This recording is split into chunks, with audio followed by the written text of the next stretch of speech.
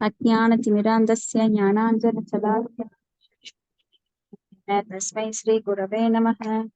श्रीचैतन्यमनोभीष्टं स्थापिनमेन भूतले स्वयं रूपकदामाह्यं तदादेश पदान्तिकं वन्देऽहं श्रीगुरो श्रीयुतपथकमलं श्रीगुरून् वैष्णवांश्च श्रीरूपं साग्रजातं सगणरघुनाथान्वितं सजीवं साद्वैतं सावधूतं परिजनसहितं श्रीकृष्णचैतन्यदेवं श्रीराधाकृष्णपादान् सगणललिता श्रीविशाखान्वितांस हे कृष्णा करुणा सिन्धो दीनबन्धो जगत्पते गोपीश गोपिका कान्त राधाकान्त नमोऽस्तुते तप्त काञ्चन गौराङ्गी राधा वृन्दावनेश्वरी वृषभानुसुते देवी प्रणमामि हरिप्रिये वाञ्छाकल्पतरुभ्यश्च कृपा सिन्धुभ्येव च पतितानां पावनेभ्यो वैष्णवेभ्यो नमो नमः। श्री कृष्ण चैतन्य प्रभु नित्यानंद श्री अद्वैत गदाधर श्रीवासादि गौरभक्त वृंदा हरे कृष्ण कृष्ण कृष्ण हरे हरे हरे राम राम राम हरे हरे। नारायणं नमस्कृत्यं नरं चैव नरोत्तमं देवीं सरस्वतीं व्यासं तदोर्जयमुदीरयेत्। नष्टप्रायेषु अभद्रेषु नित्यं भागवत सेवया भगवती उत्तमश्लोके भक्तिर्भवति नैष्टिकी। मुहं करोति वाचालं पुंगुं लङ्घायते गिरिं यत्कृपातमहं वन्दे गुरुं दीनतारिणं परमानन्दं माधवं श्रीचैतन्य ईश्वरम्। ॐ नमो भगवते वासुदेवाय। ॐ नमो भगवते वासुदेवाय। ॐ नमो भगवते वासुदेवाय। காண்டம் 1 அத்தியாயம் 16 பதங்கள் 26 30 வரைக்கும். हरे कृष्णा दंडात प्रणाम माताजी। தண்டத் நாம்ஸ் மாதாஜி. ஹரே கிருஷ்ணா. பதங்கள் 26 வரைக்கும் அத்தியாயம் 16 பஷித்து கலியுகத்தை வரவேற்ற விதம். சத்யம் சௌச்சம் தயா சாந்திஸ் தியாக சந்தோஷ ஆர்ஜவம் சமோதமஸ்தப சாம்யம் திதிஷோ பரதி ஸ்ருதம் ஞானம் பிரக்திர் ஐஸ்வர்யம் சௌர்யம் தேஜோ பலம் ஸ்மிருதி स्वातन्त्र्यं कौशलं गान्तिर्धैर्यं मार्दवम् एव च प्राकल्प्यं प्रस्क्रिय शीलं सह ओजो बलं वः गाम्भीर्यं स्थैर्यम् आस्तिक्यं कीर्तिर्मनो अनहङ्कृति एते चान्य च बहवन् नित्या यत्र महागुणाः प्राप्त्या महत्त्वम् इच्छद्भिर्न वियन्ति स्म कर्पिसित् तेनेहं गुणपात्रेण श्रीनिवासेन साम्प्रदम् सोऽसामि रहितं लोहं पाप्मना कलिने सिदम्। हरे कृष्णा. यार படிக்கிறீங்க மாதாஜி? हरे कृष्णा दंडात प्रणाम நான் माताजी। படிக்கிறேன் மாதாஜி. தண்டத் மாதாஜி படிங்க. हरे कृष्णा. நீங்க படிங்க மாதாஜி. ओम नमो भगवते वासुदेवाय। ஆசா பக்தி வேதாந்த சுவாமி ஸ்ரீல பிரபாத குருதேவ் கி ஜெய்.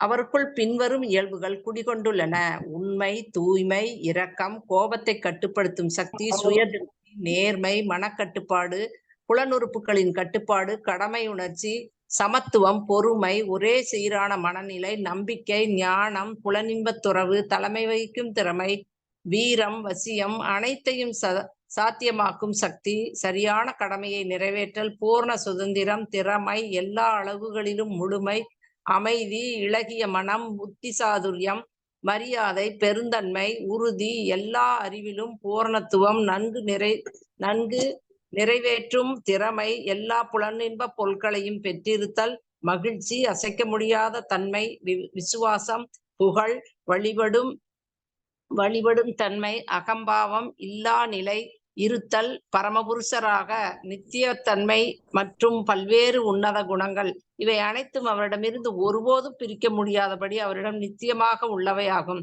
அப்பரமபுருஷர் எல்லா நற்குணங்களுக்கும் அழகுக்கும் பிறப்பிடமான பகவான். ஸ்ரீ கிருஷ்ணர் பூமியில் அவர் நிகழ்த்திய உன்னதமான லீலைகளை இப்பொழுது முடித்துக் கொண்டு விட்டார். அவர் இல்லாத இந்த நேரத்தில் களி அதன் ஆதிக்கத்தை எல்லா இடங்களிலும் பரவச் செய்துள்ளது. எனவே இந்த நிலையைக் கண்டு நான் வருத்தப்படுகிறேன்.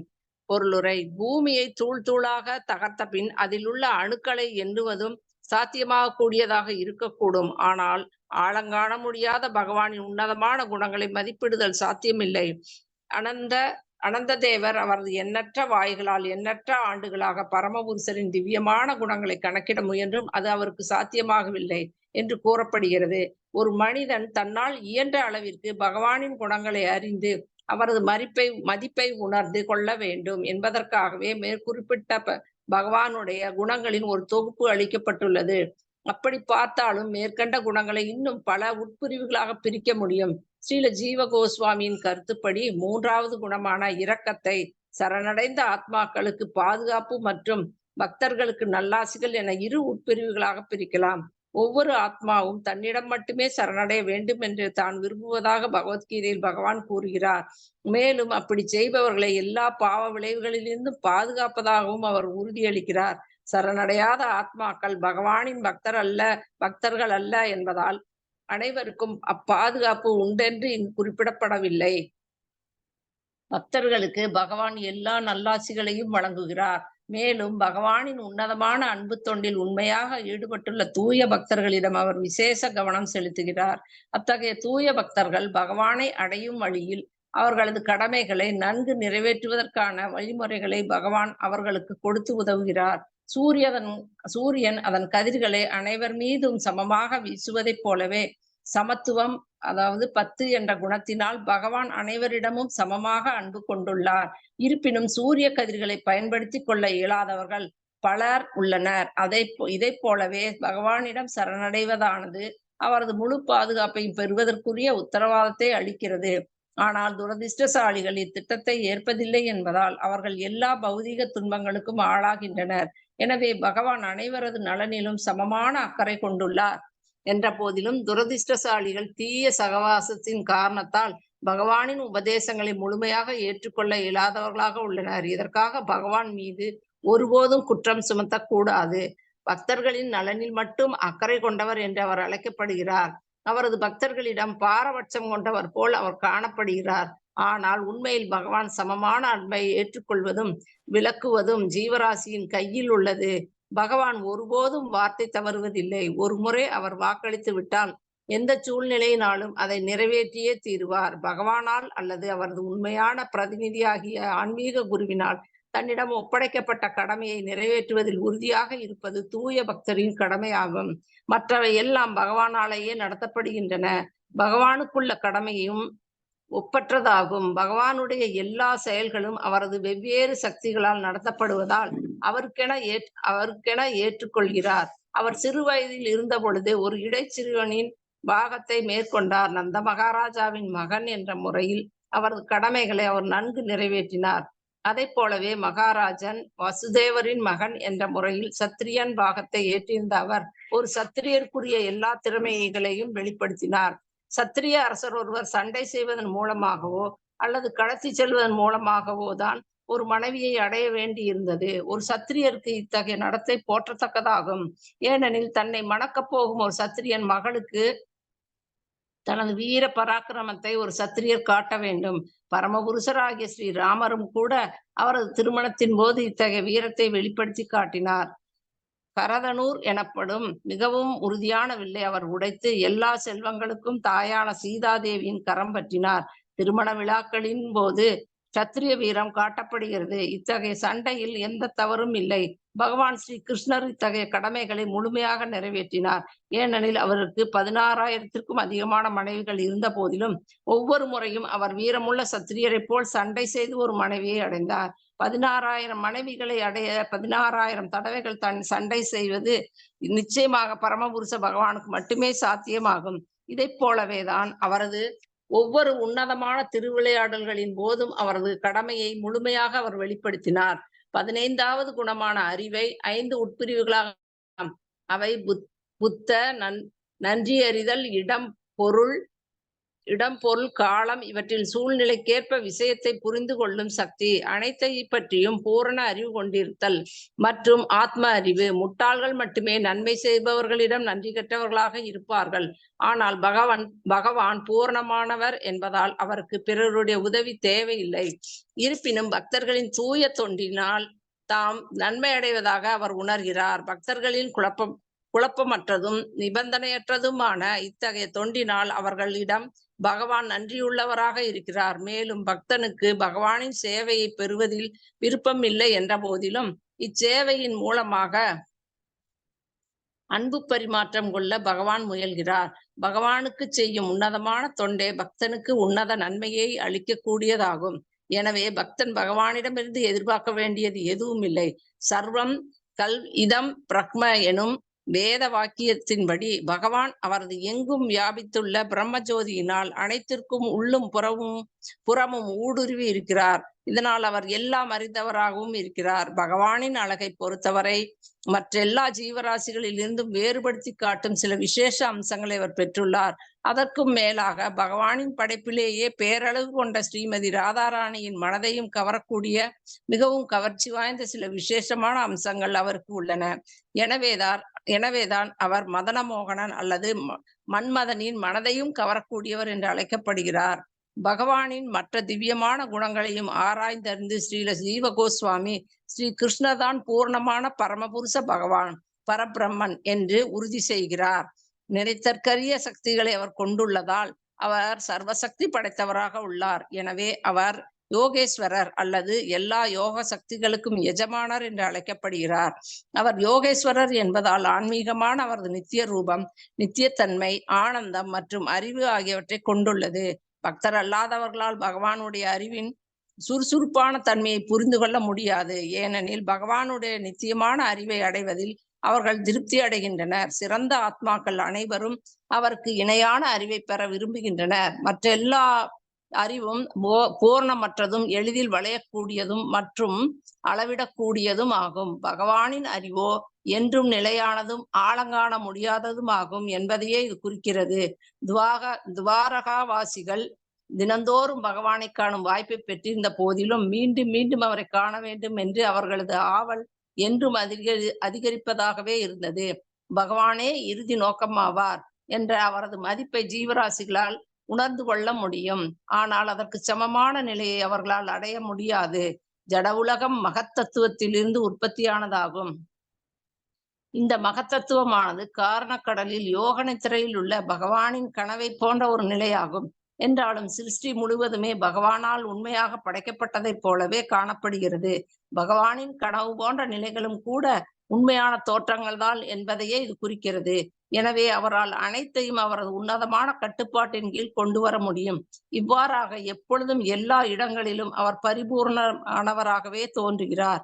மேற்கூறிய குணங்களை எல்லாம் பெற்றுள்ள பகவான் படைப்பின் காக்கும் தொழிலை செய்கிறார். அப்படி செய்து வரும் வேளையில் அவரால் கொல்லப்படும் எதிரிகளுக்கு கூட அவர் முக்தி அளிக்கிறார். மிக உயர்ந்த முக்தி பெற்ற ஆத்மாவிற்கும் கூட அவர் கவர்ச்சியுடையவராக விளங்குகிறார் என்பதால் தேவர்களிலேயே மிகச்சிறந்தவர்களான பிரம்மா மற்றும் சிவன் ஆகியோராலும் அவர் வழிபட தகுந்தவராகிறார். அவரது புருஷ அவதாரத்திலும் கூட அவரே சிருஷ்டி சக்தியின் இறைவனாக விளங்குகிறார். சிருஷ்டிக்கும் பௌதீக சக்திக்கும் அவரது ஆணைக்கு உட்பட்டே செயற்படுகிறது. இதை பகவத்கீதை 9.10 உறுதி செய்கிறது. அவரே பௌதீக சக்தியை ஓடச் செய்யும் அல்லது நிறுத்தும் சாதனமாவார். மேலும் ஜடசக்தியை ஆள்வதற்காக எண்ணற்ற பிரபஞ்சங்களில் தோன்றும் எண்ணற்ற அவதாரங்களுக்கு அவரே மூல காரணமாவார். ஒரு பிரபஞ்சத்தில் மட்டும் 5 லட்சத்திற்கும் அதிகமான மனு அவதாரங்கள் உள்ளன. ஆனால் மகத்தத்துவத்திற்கு அப்பால் உள்ள ஆன்மீக உலகில் அவதாரங்கள் என்னும் கேள்விக்கே இடமில்லை. ஆனால் வெவ்வேறு வைகுண்டங்களில் பகவானின் வெவ்வேறு விரிவங்கங்கள் உள்ளன. ஆன்மீக வெளியில் உள்ள கிரகங்கள் மகத்தத்துவத்தில் உள்ள எண்ணற்ற பிரபஞ்சங்களை விட குறைந்தது மும்மடங்கு அதிக எண்ணிக்கை கொண்டவையாகும். மேலும் பகவானின் எல்லா நாராயண ரூபங்களும் அவரது வாசுதேவ அம்சத்தின் விரிவங்கங்களே ஆவார். இவ்வாறாக ஏக காலத்தில் அவர் வாசுதேவராகவும் நாராயணராகவும் மற்றும் கிருஷ்ணராகவும் விளங்குகிறார். ஸ்ரீ கிருஷ்ண கோவிந்த ஹரே முராரே ஹேநாத நாராயண வாசுதேவ ஆகிய எல்லா வடிவங்களும் அவர் ஒருவரே ஆவார். ஹரே கிருஷ்ணா. தேங்க்யூ மாதாஜி. படிக்கிற பாக்கியம் கிடைச்சு ரொம்ப நன்றி மாதாஜி. ஹரி போல் ஹரி போல். ஆகா, அப்ப இதெல்லாம் எப்பயோ பட்டு ஒண்ணுமே ஞாபகம் இல்ல. தேங்க்ஸ் ஆஹ் மாதாஜி. ஹரி போல் மாதாஜி.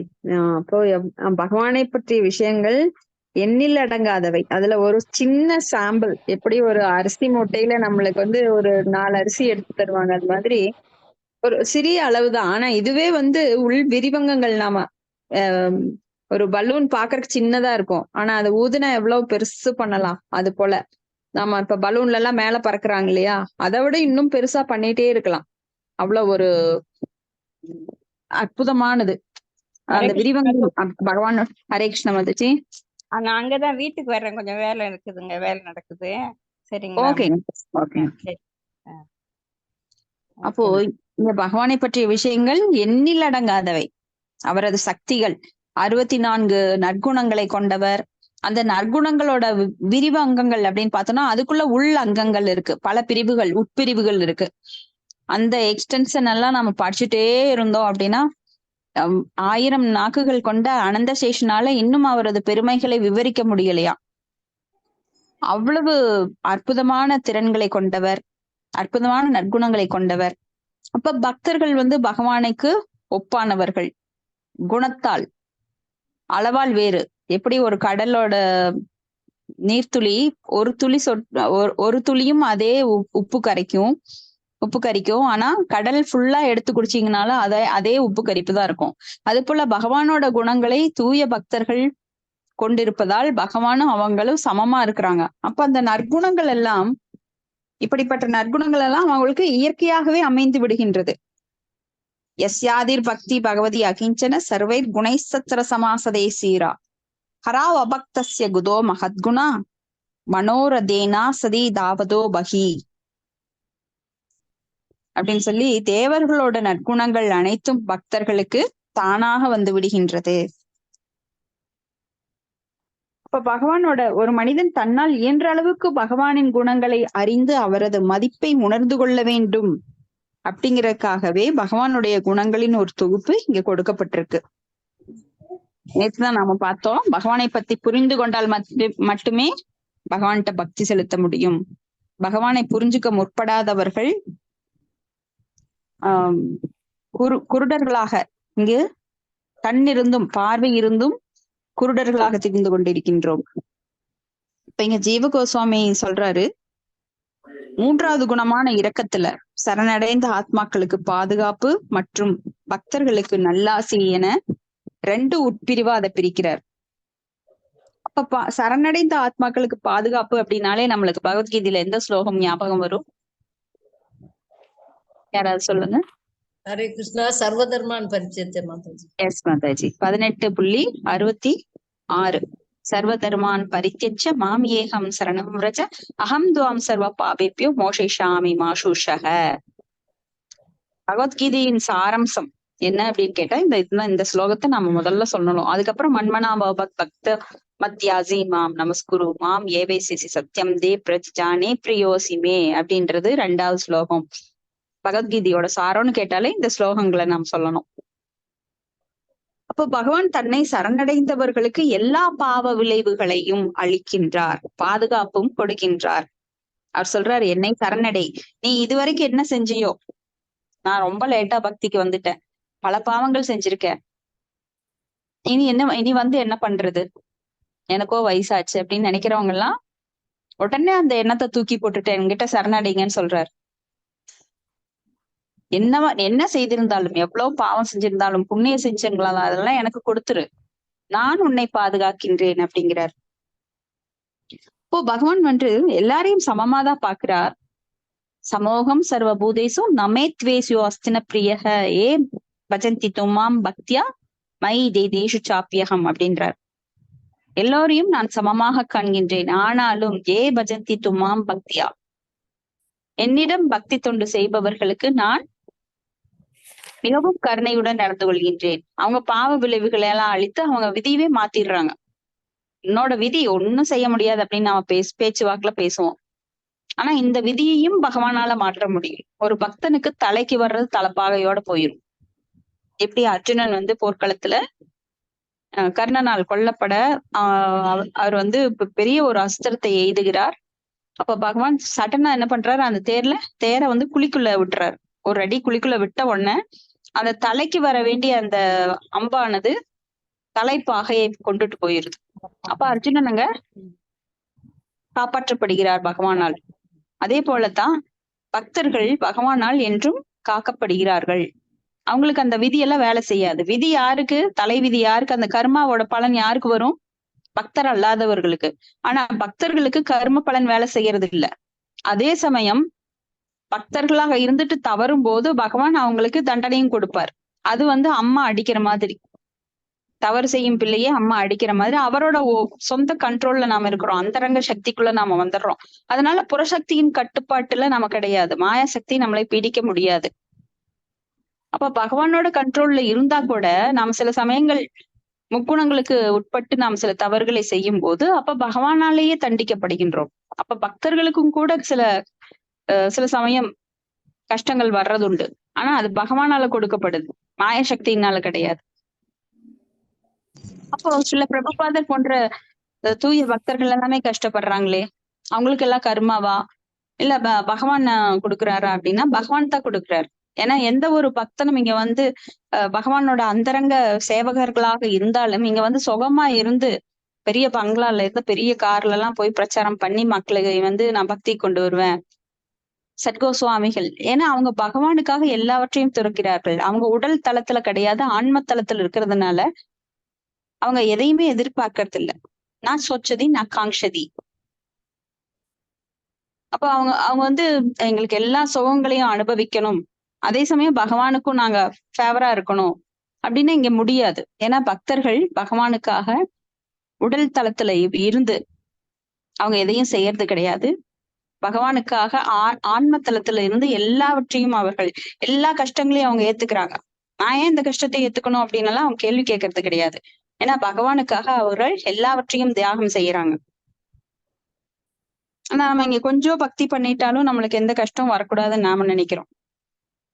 ஏன்னா நம்ம தூய பக்தி ஸ்தலத்துல இல்ல, பக்தி பிராக்டிஸ் பண்ணிட்டு இருக்கோம். அப்ப பகவானிடம் சரணடைவது முழு பாதுகாப்பை பெறுவதற்குரிய உத்தரவாதத்தை அளிக்கின்றது. யாரெல்லாம் சரணடைகிறார்களோ அவங்களுக்கு தான் பகவான் பாதுகாப்பு அளிப்பார். சரணடையாதவர்களுக்கு அவர் பாதுகாப்புக்கெல்லாம் கேரண்டி தர்றதில்லை. ஏன்னா உங்ககிட்ட ஒருத்தர் வந்து ஒரு ஹெல்ப் கேக்குறாங்க, எனக்கு உதவி வேணுங்க, எனக்கு ரொம்ப கஷ்டமான சூழ்நிலை, சாப்பாட்டுக்கு கூட பணம் இல்லை அப்படிங்கிறப்போ நீங்க என்ன பண்ணணும், அவர்கிட்ட போய் முதல்ல எடுத்த எடுப்புல எனக்கு பணம் கொடுங்க அப்படின்னு கேட்க மாட்டீங்க. நீங்க நல்லா இருக்கீங்களா, வீட்டுல எல்லாரும் நல்லா இருக்கீங்களா, உங்க தாத்தா வந்து எனக்கு ரொம்ப ஹெல்ப் பண்ணிருக்காரு, எங்க அப்பாக்கு நாங்க ரொம்ப கடமைப்பட்டிருக்கோம் அப்படின்னு அவங்க கொஞ்சம் புகழ் சொல்லி அதுக்கப்புறம் அவங்களோட நற்குணத்தை எல்லாம் விவரிச்சு அதுக்கப்புறம் நீங்க மெதுவா இந்த மாதிரி கொஞ்சம் கஷ்டத்துல இருக்காங்க, எனக்கு வந்து நீங்க கொஞ்சம் உதவினா நல்லா இருக்கும் அப்படின்னு ஸ்லோவா கேட்க ஆரம்பிப்பாங்க. அது போல பகவான்கிட்ட எடுத்த எடுப்புல நாம போய் எனக்கு அது கொடு இது கொடுன்னு கேட்கறது முறையற்ற செயல். நம்மளுக்கு தேவைகள் இருக்கலாம் சமுதாயத்துல, நாமளும் வந்து இங்க ஜீவராசிகள் இங்கெல்லாம் வந்து நம்ம அனுபவிக்கிறதுக்காக வந்திருக்கோம், நம்மளுக்கு தேவைகள் நிறைய இருக்கு. அதுக்காக பகவான் கொடுக்குறாரு அப்படிங்கறக்காக நம்ம எடுத்த எடுப்புல போய் அவர்கிட்ட கேட்க கூடாது. அப்போ அவரை புகழ்ந்து பாட வேண்டும். இப்போ ஒரு புலவர் போய் அரசவையில அரசனை புகழ்கிறார் அப்படின்னா எடுத்த எடுப்புல எனக்கு காசு கொடுப்பா, நான் உன்னைய இங்க புகழ்ச்சி பண்றதுக்காக வந்திருக்கேன் அப்படின்னு சொல்ல மாட்டார். அவர் எப்படி அவர் நல்லாட்சி செய்கிறார், எப்படி வேதங்களை மதிக்கிறார் அப்படின்னு எல்லாம் அந்த காலத்து புலவர்கள் பாடி அவருடைய குற்றங்களையும் அதுல சுட்டி காட்டுவாங்க. புலவர்கள் வந்து வெறும் புகழ்பாடி மட்டும் பரிசு பெறுவதற்காக வர்றது கிடையாது. அவர்களுடைய தேவையே இருந்தாலும் கூட டைரக்டா சுட்டி காட்டாம இன்டைரக்டா சுட்டி காட்டி அந்த அரசனுடைய தவறையும் திருத்துவார்கள். இப்ப இங்க வந்து பகவான் சமமான அன்பை எல்லாருக்கும் கொடுக்குறாரு, எல்லா ஜீவராசிகளுக்கும். ஆனா யாரால எடுத்துக்க முடியுமோ அவங்கதான் அதை உணர முடியும். இப்ப அவர் கொடுக்கிறார் அப்படிங்கறத யாரால உணர முடியும்? பக்தர்களுக்கு தான் தெரியும். பகவான் வந்து தேவர்கள் மூலமாக நம்மளுக்கு காற்று, மழை, வெயில், தானியங்கள் அனைத்தையும் கொடுக்கின்றார். அவர் இல்லாம எதுவுமே இயங்காது, அவர்தான் எல்லாவற்றுக்கும் மூல காரணம் அப்படிங்கிறது பக்தர்களுக்கு தான் தெரியும். ஈஸ்வர பரம கிருஷ்ண சச்சித்தானந்த விக்கிரக அனாதிராதிர் கோவிந்த சர்வ காரண காரணம். அவர்தான் எல்லாவற்றிற்கும் காரணமாக இருந்தார். அனாதிராதிர் கோவிந்த. எல்லாருக்குமே பாத்தீங்கன்னா அம்மா, அப்பா, தாத்தா, பாட்டி, கொள்ளு தாத்தா, கொள்ளு பாட்டி அப்படின்னு எல்லாம் பின்னாடி போக போக போக போக யாரு ஆதியில பிதாமகர் அப்படின்னு சொல்லப்படுற பிரம்மதேவர் வருவார் எல்லாருக்கும் பின்னாடி. பிரஜாபதிகள் மூலமா அவர் இந்த உயிர்வாளிகளை தோற்றுவிக்கின்றார். அவங்களுக்கு எல்லாம் யார் தந்தை அப்படின்னு பார்த்தா கடைசியில பிரம்மால போய் முடியும். அப்போ பிரம்மாவை யார் படைத்தார் அப்படின்னா விஷ்ணுகிட்ட போய் முடியும். விஷ்ணு எங்கிருந்து வந்தார்? கிருஷ்ணரோட விரிவங்கம். அப்ப அவர்தான் எல்லாவற்றிற்கும் ஆதி காரணம். அந்த ஆதி காரணமான கிருஷ்ணர்கிட்ட இருந்துதான் எல்லா விரிவங்கங்களும் வருகின்றது. ஏதே சாம்சகலா பும்சக கிருஷ்ணஸ்து பகவான் ஸ்வயம். ஸ்வயம் பகவான் யாரு அப்படின்னா பகவான் ஸ்ரீ கிருஷ்ணர். இது நம்ம பிரம்ம சம்ஹிதியில கூட படிக்கலாம். ராமாதிமூர்த்திஷு கலா நியமேன திஷ்டன் நானாவதார மகரோத் புவனேஷு கிந்து கிருஷ்ண ஸ்வயம் சம்பவத் பரம புவான்யோ கோவிந்தமாதி புருஷம் தமஹம் பஜாமி. இப்ப பகவான் தன்னை பலவாறாக விரிவங்கம் பண்ணிட்டாரு. கிருஷ்ணர் தன்னை முதல்ல பலராமராக விரிவங்கம் பண்றார். அந்த சதுர்வியூகம் அப்படின்னு சொல்லப்படுற சங்கர்ஷ்ணர், அனிருத்தர், பிரத்யும்னர் இவங்கெல்லாம் வர்றாங்க. நாராயணர். அப்ப அந்த நாராயணரிடமிருந்து 2வது சங்கர்ஷ்ணர் வர்றாரு. இப்படி மறுபடியும் 2வது சதுர்வியூகம் வருது. இப்படி அவர் அந்த 2வது சதுர்வியூகத்திலிருந்து குணாவதாரங்களாக வெளிப்படுகிறார், புருஷாவதாரங்களாக வெளிப்படுகிறார். இப்படி பல வெளிப்பாடுகள் வருகின்றது. லீலா அவதாரம், மன்வந்திர அவதாரம், சக்தி ஆவேச அவதாரம், யுக அவதாரம் அப்படின்னு பல அவதாரங்களை அவர் எடுக்கிறாரு. இந்த அவதாரங்கள் எல்லாம் அவர்கிட்ட இருந்துதான் வருது. பகவான் கிருஷ்ணர்கிட்ட இருந்துதான் வருது. அவரே இந்த பௌதிக படைப்புகளை படைத்து காத்து அழிக்கின்ற இதுல அவர் சில சமயம் பிரம்மாவாகவும் வருகின்றார். இல்ல பல நற்குணங்களை கொண்ட ஒரு உயிர்வாளி பிரம்மாவான போஸ்டுக்கும் அனுப்பப்படுறார். அது போல அவரே பௌதிக படைப்புக்காக முக்குணங்களின் திரிபடைந்த நிலையில சிவனாகவும் வருகின்றார், ருத்ரராக வருகின்றார். ருத்ரராக இந்த பிரளயத்தின் போது எல்லாவற்றையும் அழிகின்றார். அப்போ அவருக்கு தமோகுணம் தேவைப்படுது அழிக்கிறதுக்காக. அப்ப தமோகுணத்தின் அதிபதியாக சிவனாக வருகின்றார். சத்துவ குணத்தின் அதிபதியாக விஷ்ணுவாக வருகின்றார். ரஜோகுணத்தின் அதிபதியாக பிரம்மாவாகவும் சில சமயம் தோன்றுகின்றார். இப்படி பகவான் தன்னை பலவாக விரிவங்கம் பண்ணி இந்த சிருஷ்டி ஸ்ருதி பிரளய அப்படின்னு சொல்லி படைத்தல் காத்தல் அழித்தலை அவர் ஏற்றுக்கொள்கிறார். இப்ப பகவான் ஒரு தடவையும் கூட வார்த்தை தவறுவதில்லை. அதனாலதான் அவர் சொல்றாரு கௌந்தேயே பிரதி ஜானகி நமே பக்த பிரணஷ்யதி அப்படின்னு. கௌந்தேயா அப்படின்னா யாரு? பார்த்தாவின் மகனே, குந்தியின் மகனே அப்படின்றார் இல்லையா? அப்போ அர்ஜுனன் தான் கௌந்தேய. அவர்கிட்ட சொல்றாரு, நீ சொல் நமே பக்த பிரணஷேதி, என் பக்தன் என்றும் அழிவதில்லை அப்படின்னு சொல்லு அப்படின்னு அனௌன்ஸ் பண்றாரு. ஏன் அதை அவரே சொல்லாம அர்ஜுனன் விட்டு சொல்ல வைக்கிறாருன்னா, பக்தர்கள் என்றும் வீண் போவது கிடையாது. சொல்பம் அப்பியச தர்மசிய திராயதோ மகதோ பயாத்.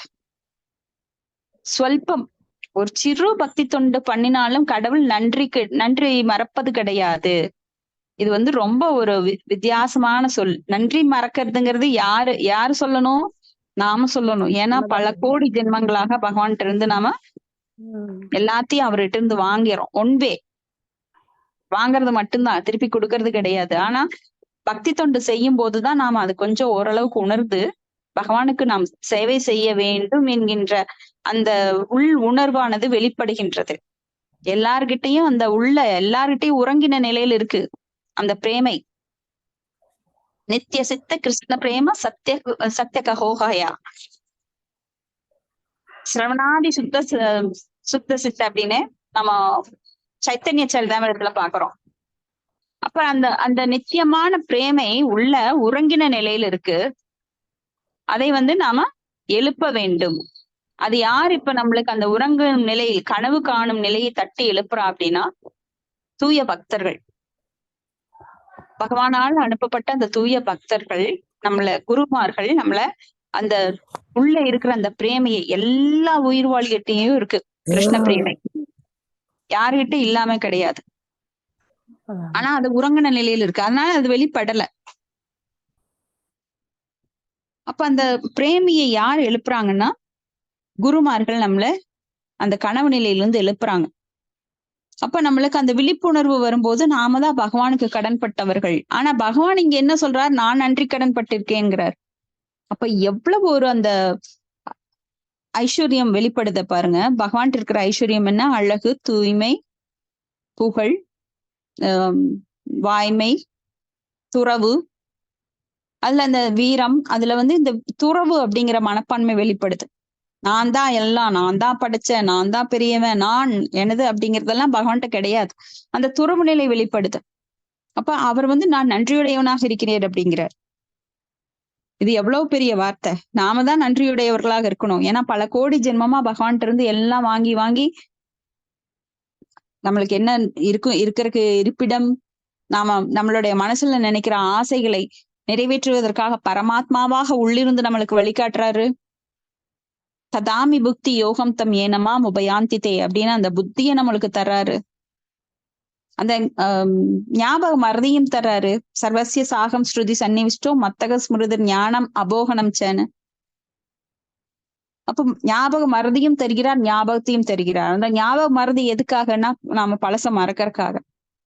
பழைய பிறவியில நாம என்ன தவறு செஞ்சோம் நம்மளுக்கு ஞாபகம் இருந்தா இந்த பிறவியில் நாம அனுபவிக்க முடியாது. அனுபவிக்கின்ற எண்ணத்துல வந்த நம்மளுக்கு உள்ள பரமாத்மாவா இருந்து நம்மளுக்கு வழிகாட்டிட்டே இருக்காரு. ஆனா தன்னை நம்பும் பக்தருக்கு எப்படி தன்னை அடைவது அப்படிங்கிறதையும் வழியையும் காட்டுகிறார். ஆனா பௌதிகத்துல நான் பேராசை கொண்டு அனுபவிக்கிறேங்கிறப்ப அதுக்கும் வழிகாட்டுறார். ஒரு திருடன் திருடனோன்னா அவனுக்கும் வழிகாட்டுறார்.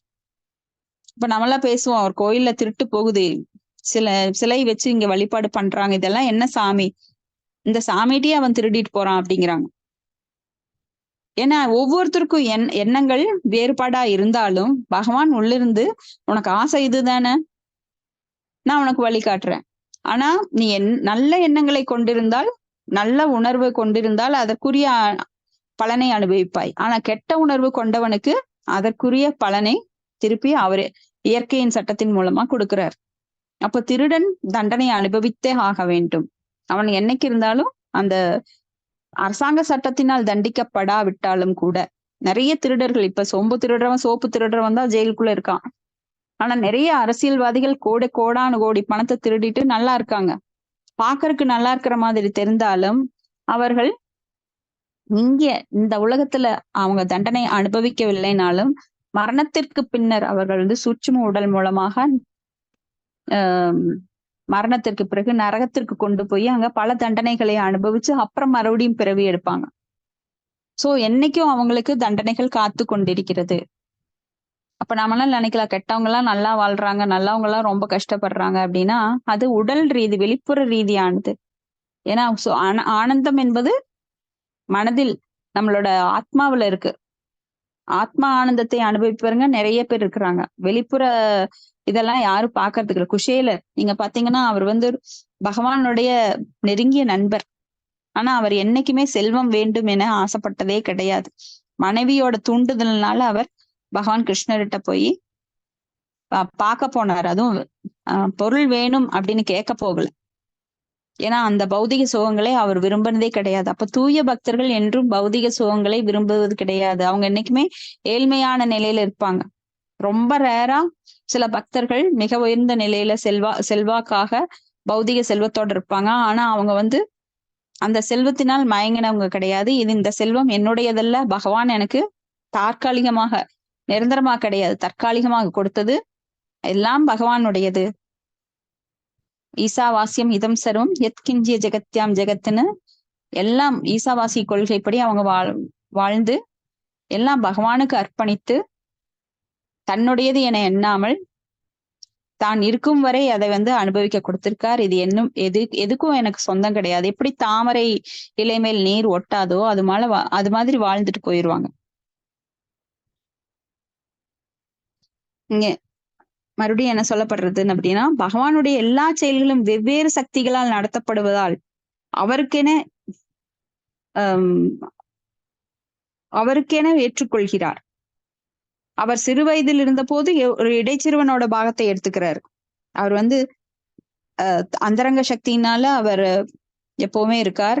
வெளிப்புற சக்தியினால அவர் ஆட்சி செய்யப்படுவது கிடையாது. ஆனாலும் அவர் வந்து இங்க எப்படியெல்லாம் வர்றாரோ, அவதாரம் எடுத்து வருகிறாரோ, அதுக்கு தகுந்த மாதிரி அவர் இங்க வந்து நடந்துக்கிறார். சத்தத் தேவேதரோ ஜனக சயத் பிரமாணம் குருதே லோகஸ்தத் அனுவர்த்ததே அப்படின்னு. அப்போ இடைச்சிறுவனாக இருந்த போது அவர் வந்து நந்த மகாராஜா வீட்டுல ஒரு வைஷ்யன் அப்படிங்கிற முறையில நடந்துட்டார். மாடுகளை பராமரிப்பது அதுல ஈடுபட்டிருந்தார். இதுவே வசுதேவரோட மகன் அப்படிங்கிற முறையில சத்திரிய பாகத்தை ஏத்துக்கிறார். ஒரு சத்திரியனோட திறமையை வெளிப்படுத்துறாரு. அங்க வந்து சண்டை போடுறாரு எல்லார்கிட்டையும். ஒரு மனைவியை அடைவதற்காக சத்திரியனாக இருந்து அவர் வந்து ருக்மி அப்படின்ற மன்னன் கிட்ட போராடி ருக்மிணியை கடத்திட்டு வர்றாரு. இந்த மாதிரி 16,108 மனைவிகளையும் அடையறக்காக வீரப்பராக்கிரமத்தை வெளிப்படுத்துறார். ஏன்னா ஒரு அரசன் என்பவன் போர் புரிவதுல வல்லவனாக இருக்க வேண்டும். அப்போ ஒரு பெண்ணை வந்து சுயம்வரத்துல அடைய அவன் தன் திறமைகளை வெளிப்படுத்தணும். ஒரு அந்தணன் என்பவன் போராட வேண்டிய அவசியம் கிடையாது. அவர் வந்து இறந்து உண்ண வேண்டியவர். பவதி பிக்ஷான் தேகி அப்படின்னு போய் எல்லா வீடுகள்லையும் இறந்து மதுக்கரி அப்படிம்பாங்க. எவ்வளவு தானியம் வருதோ அதை மட்டும் வச்சு அவன் வாழணும். அடுத்த நாளுக்கு கூட அதை சேகரிக்க கூடாது அந்தணன். ஆனா சத்திரியன் போராடணும். எல்லா நிலையிலும் ரஜோகுணத்துல போராடணும், மக்களை பாதுகாக்கணும். அப்ப வந்து சாஃப்டாலாம் இருக்க முடியாது. அவன் தீவிர குணம் கொண்டவனாக இருக்க வேண்டும். ஸ்ரீராமர் கூட அப்படித்தான் திருமணத்தின் போது இப்படி வீரத்தை வெளிப்படுத்தினார். ஹரதனு அப்படின்ற அந்த வில்லை, சிவனோட வில்லை அவர் வந்து உடைத்து சீத்தையை வந்து கரம் பற்றினார். அப்ப இந்த சண்டையில வந்து எந்த தவறும் கிடையாது சத்திரியனுக்கு. பகவான் இந்த கடமை எல்லாம் முழுசா நிறைவேற்றார்.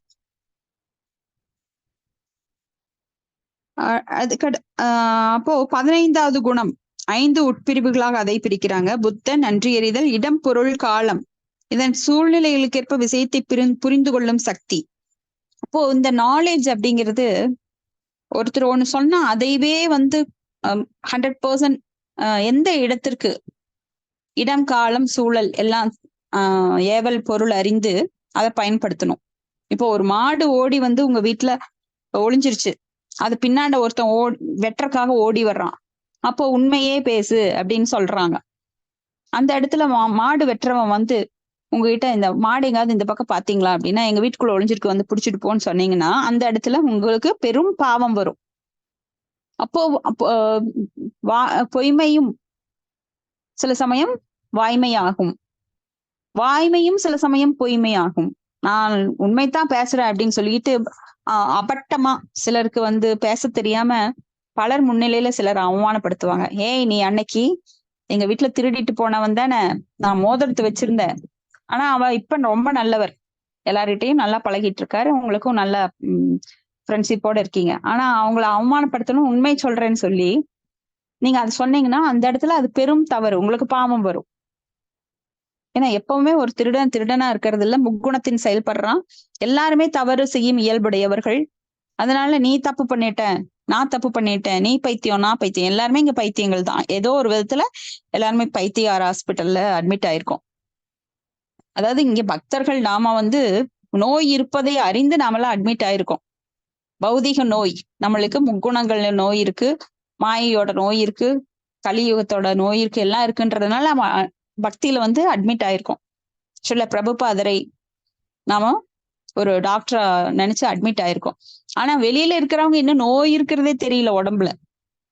நாமெல்லாம் முன்னெச்சரிக்கையா வந்து அட்மிட் ஆயிருக்கிறோம். அதனால நம்மளுக்கு ட்ரீட்மெண்ட் நடக்குது. யார் கொடுக்குறா? சில பிரபுபாதர் நம்மளுக்கு வந்து எப்படி இந்த நோயிலிருந்து விடுபடுவது, பௌதிக நோயிலிருந்து விடுபடுவது ஆன்மீகத்தால முடியும். ஹரே நாம ஹரே நாம ஹரே நாம இவ கேவலம் கலவு நாஸ்தேவ நாஸ்தேவ நாஸ்தேவ கதிரன்யதான்னு பகவானுடைய பக்தி தொண்டு ஒண்ணுதான் இந்த நோயிலிருந்து நம்மளை காப்பாற்றும், ஜட நோயிலிருந்து. அப்ப நாமெல்லாம் ட்ரீட்மெண்ட்டுக்கு வந்துட்டோம். ஆனா ட்ரீட்மெண்ட்டுக்கு வராம உடம்புல நோய் இருக்கிறதே தெரியாம நிறைய 99% மக்கள் சுத்திட்டு இருக்காங்க வெளியில. அவங்க எப்ப இந்த நோயெல்லாம் தெரிஞ்சு பிறப்பு, இறப்பு, முதுமை, நோய் இதுல இருந்து தங்களை விடுவித்துக் கொள்ள முடியும்னு தெரியாது. அத்தியாத்மிகா, ஆதி பௌத்திகா, ஆதி தெய்வீகா போன்ற துன்பங்கள் துரத்துது. அந்த துன்பம் என்னன்னே தெரியாதவங்களுக்கு எப்படி துன்பத்துல இருந்து விடுதலை பெற முடியும்? அப்ப அட்லீஸ்ட் ஓரளவுக்கு நம்ம மேல ஒரு 4 படி முன்னேற்றமாயி துன்பம் என்ன? பிறப்பு, இறப்பு, முதுமை, நோய். அத்தியாத்மிகா தனக்குத்தானே ஏற்படுத்தி கொள்ளுகின்ற துன்பம். ஏன்னா நம்ம வேத சட்டத்தை அறியாது பல தவறுகளை பண்ணுகிறோம் முக்குணத்தினால. அத்தியாத்மிக ஆதி பௌதிகா பிற உயிர்வாளிகளால் வரும் துன்பம். நம்மளுக்கு எறும்பு கடிக்குது, வைரஸ் பாக்டீரியா அட்டாக் ஆகுது, சில சமயம் நாய் கடிக்குது, மாடு முட்டி தள்ளுது. இப்படி பிற உயிர்வாளிகளால நமக்கு பல துன்பங்கள் வருது. கொசு தொல்லை, ஈ தொல்லை அப்படின்னு. இப்ப பிற உயிர்வாளிகளால் வரும் துன்பம் அத்தியாத்மிகா, ஆதி பௌதிகா. ஆதி தெய்வீகா அப்படின்னா பிற தேவதைகளால வரும் துன்பம். 33 தேவர்கள் இருக்காங்க. அதுல நவகிரகங்கள் அப்படின்னு எடுத்துட்டு போனாலே நம்ம ஜோதிடர்கிட்ட நம்ம ஜாதகத்துல ராகு தோஷம், கேது தோஷம், சனி தோஷம், செவ்வாய் தோஷம், அந்த தோஷம், இந்த தோஷம்னு எல்லா தோஷத்தையும் வைக்கிறாங்க. அப்போ நான் வருடம் ஃபுல்லா நம்ம பிறந்ததுல இருந்து இறக்குற வரைக்கும் ஏதாவது ஒரு தோஷத்துல நம்மளுக்கு காலம் போயிருது. அப்ப அதுக்கெல்லாம் பரிகாரம் பண்ணிட்டே இருந்தாங்கன்னா முடியாது. ஏன்னா அதெல்லாம் கண் துடைப்பு. உண்மையான பரிகாரம் எது அப்படின்னா ஒருவன் தன்னை அந்த சிக்கலிலிருந்து விடுவித்துக் கொள்ளுவது. இப்போ தலைவலிக்கு மாத்திரை சாப்பிடுறோம், ஆனா அந்த தலைவலி ஏன் வருது? உள்ள ஏதோ பெரிய ப்ராப்ளம் இருக்கு. அதை கண்டுபிடிச்சு நிரந்தரமா அதை நீக்கணும். இப்போ புற்றுநோய் இருக்குது அப்படிங்கறக்காக ஒரு தலைவலி வந்தது அப்படின்னா நாம் தலைவலிக்கு மட்டும் மாத்திரை சாப்பிட்டா அந்த புற்றுநோய் போகாது, அது உள்ள வளர்ந்துட்டே இருக்கும். அது போல இந்த பிறவி சக்கரத்தை நிறுத்துவது எப்படி என தெரியாமல் தொடர்ந்து நாம பிறப்பெடுத்துட்டே இருக்கிறோம். பிறப்பெடுக்கிறது இளமையிலிருந்து சிறு வயது, இளமை, முதுமை அப்படின்னு தேகினோ அஸ்மின் யதா தேகி கௌமாரம் யவனம் ஜரா. ஜரா அப்படின்னாலே நம்மளுக்கு முதுமை. முதுமையில பாத்தீங்கன்னா உங்களுக்கு பயம் அப்பதான் வரும். இளமையில இருக்கிறப்பெல்லாம் அந்த வீரியம் இருக்கும், மனசுக்குள்ள தைரியம் இருக்கும், உடம்புல நல்ல தெம்பு இருக்கும். மரணத்தை பத்தி நினைக்கவே மாட்டோம். என்னமோ மரணமற்றவர்கள் மாதிரி இந்த உலகத்துல தெரிஞ்சிட்டு இருப்போம். ஆனா மரணம் என்கின்ற பாம்பு தலையணைக்குள்ள வச்சுட்டே படுத்துட்டு இருக்கும். அது எப்ப வேணா தீண்ட போகுது. அதுக்கெல்லாம் வயசு காரணம் கிடையாது. முதுமையில தான் மரணிக்கணுங்கிறது கிடையாது. வெளியில போனா நம்மளுக்கு திரும்பி வருமாங்கிற கேரண்டி கிடையாது. ஆக்சிடென்ட் ஆகும், இல்ல நோய் வரலாம், எந்த நோய் வேணா நம்மளை தாக்கலாம். அப்ப அந்த ஜரா மட்டும்தான் நம்மளுக்கு காரணம் கிடையாது. ஜராங்கிறது முதுமை. அப்படியே எல்லாத்தையும் தப்பிச்சு முதுமையில நாம வாழ்ந்துட்டு இருந்தாலும் அப்ப என்ன ஆகும்? ஒவ்வொரு செல்ஸும் நம்மளுக்கு ஒரு குறிப்பிட்ட வயதுக்கு மேல அழிஞ்சிட்டே இருக்கு. முதல்ல இளமையில ஒரு செல் போனா இன்னும் 2 செல் புதுப்பிக்கப்படும், தெம்பா இருப்போம். ஒரு 40 வயசு 50 வயசுக்கு மேல அந்த செல் எல்லாம் மறுபடியும் நம்ம உடம்புல இருந்து போயிட்டே இருக்கும் வெளியில. ஒவ்வொரு செல்லா மரணிச்சிட்டு இருக்கும். அதனால என்ன ஆகுது? நம்மளுக்கு மூப்பினோட அடையாளம் என்ன? நரைமுடி, தோல் சுருங்குறது, எலும்பு மூட்டு தேய்கின்றது, கண் பார்வை மங்குது, காது கேட்கறது குறையிறது. கண்ணாடி போட்டுட்டோம். இப்ப பாருங்க, நம்ம இதையெல்லாம் நாம கண்கூடா காணுகின்றோம். ஆனால் அந்த மரணத்தின் எச்சரிக்கையை யமதர்மன் நம்மளுக்கு தந்துட்டே இருக்கார். ஆனாலும் நாம அதை பத்தி எல்லாம் கேர் பண்ணிக்கிறதே கிடையாது. ஏன்னா மனம் இன்னும் இளமையாக இருக்கின்றது. அந்த மனம் தான் மனம் பரம் காரணம். நம்மளோட மனமானது நம்மள என்ன சொல்லுது? இன்னும் அனுபவி ராஜா, அனுபவின்னு இறக்கும் வரைக்கும். இதுக்கு ஒரு சிறு உதாரணம் என்ன அப்படின்னா, அக்பர் அவர் இல்ல அக்பருக்கு அவருடைய ஆலோசகர் யாரு? ஹரே கிருஷ்ண மாதாஜி, பீர்பால். எஸ் மாதாஜி, பீர்பால். அவர் சொல்றாரு, இளமையிலும் உங்களுக்கு அந்த உணர்வு இருக்கும், காம உணர்வு, அனுபவிக்கின்ற எண்ணம் இருக்கும் அப்படின்ற. அக்பர் சொல்றாரு, சீச்சி சாரி, முதுமையிலும் அந்த உணர்வு இருக்கும் அப்படிங்கிறப்போ அவர் சொல்றாரு, சீச்சி அது எப்படி இருக்கும்? எல்லாமே நாடி நரம்பெல்லாம் தளர்ந்துருச்சு, அந்த உணர்வு எப்படி இருக்கும் அப்படின்னு. சரி, நான் சொல்றதை கேளுங்க, நான் உங்களுக்கு அதை நிரூபிக்கிறேன் அப்படின்னு சொல்றாரு. அப்ப அவர் உங்கள் மகளை அழகா அலங்காரம் பண்ணிக்கிட்டு என் கூட வர சொல்லுங்க, நாம போய் ஒரு முதியவர் பார்க்கலாம், அவர் படுத்துட்டு இருக்காரு அப்படின்னு. அப்போ ஒரு முதியவர் மரண படுக்கையில படுத்துட்டு இருக்காரு. ரொம்ப தள்ளாத வயது, ஒண்ணுமே முடியல, அவரால் சாப்பிட முடியல, வெறும் 2 ஸ்பூன் கஞ்சி மட்டும்தான் இறங்கிட்டு இருக்கு. மரணிக்க போகிற இன்னும் 2 நாள்ல, அவ்வளவுதான், அவருக்கு முடியாது, ஏன்னா எல்லாமே ஸ்டாப் ஆயிடுச்சு, அந்த 2 ஸ்பூனும் ஸ்டாப் ஆயிடுச்சு. அப்போ மரணிக்க போறாரு அப்படின்னு சொல்றாங்க.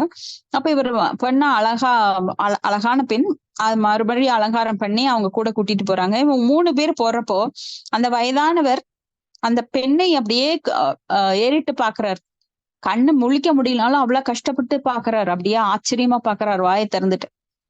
அப்போ அக்பர் கிட்ட சொல்றாரு பீர்பால், பாத்தீங்களா அந்த வயதான ஆள் நீங்க வர்றீங்க, ராஜா மகுடத்தோட கிரீடத்தோட வர்றாரு, அவரை ஒரு மரியாதைக்காக அவரை பார்க்கணுங்கிற ஒரு உணர்வு இல்லாம கூட வர பீர்பால் எல்லாம் அவர் கண்ணே தெரியாது.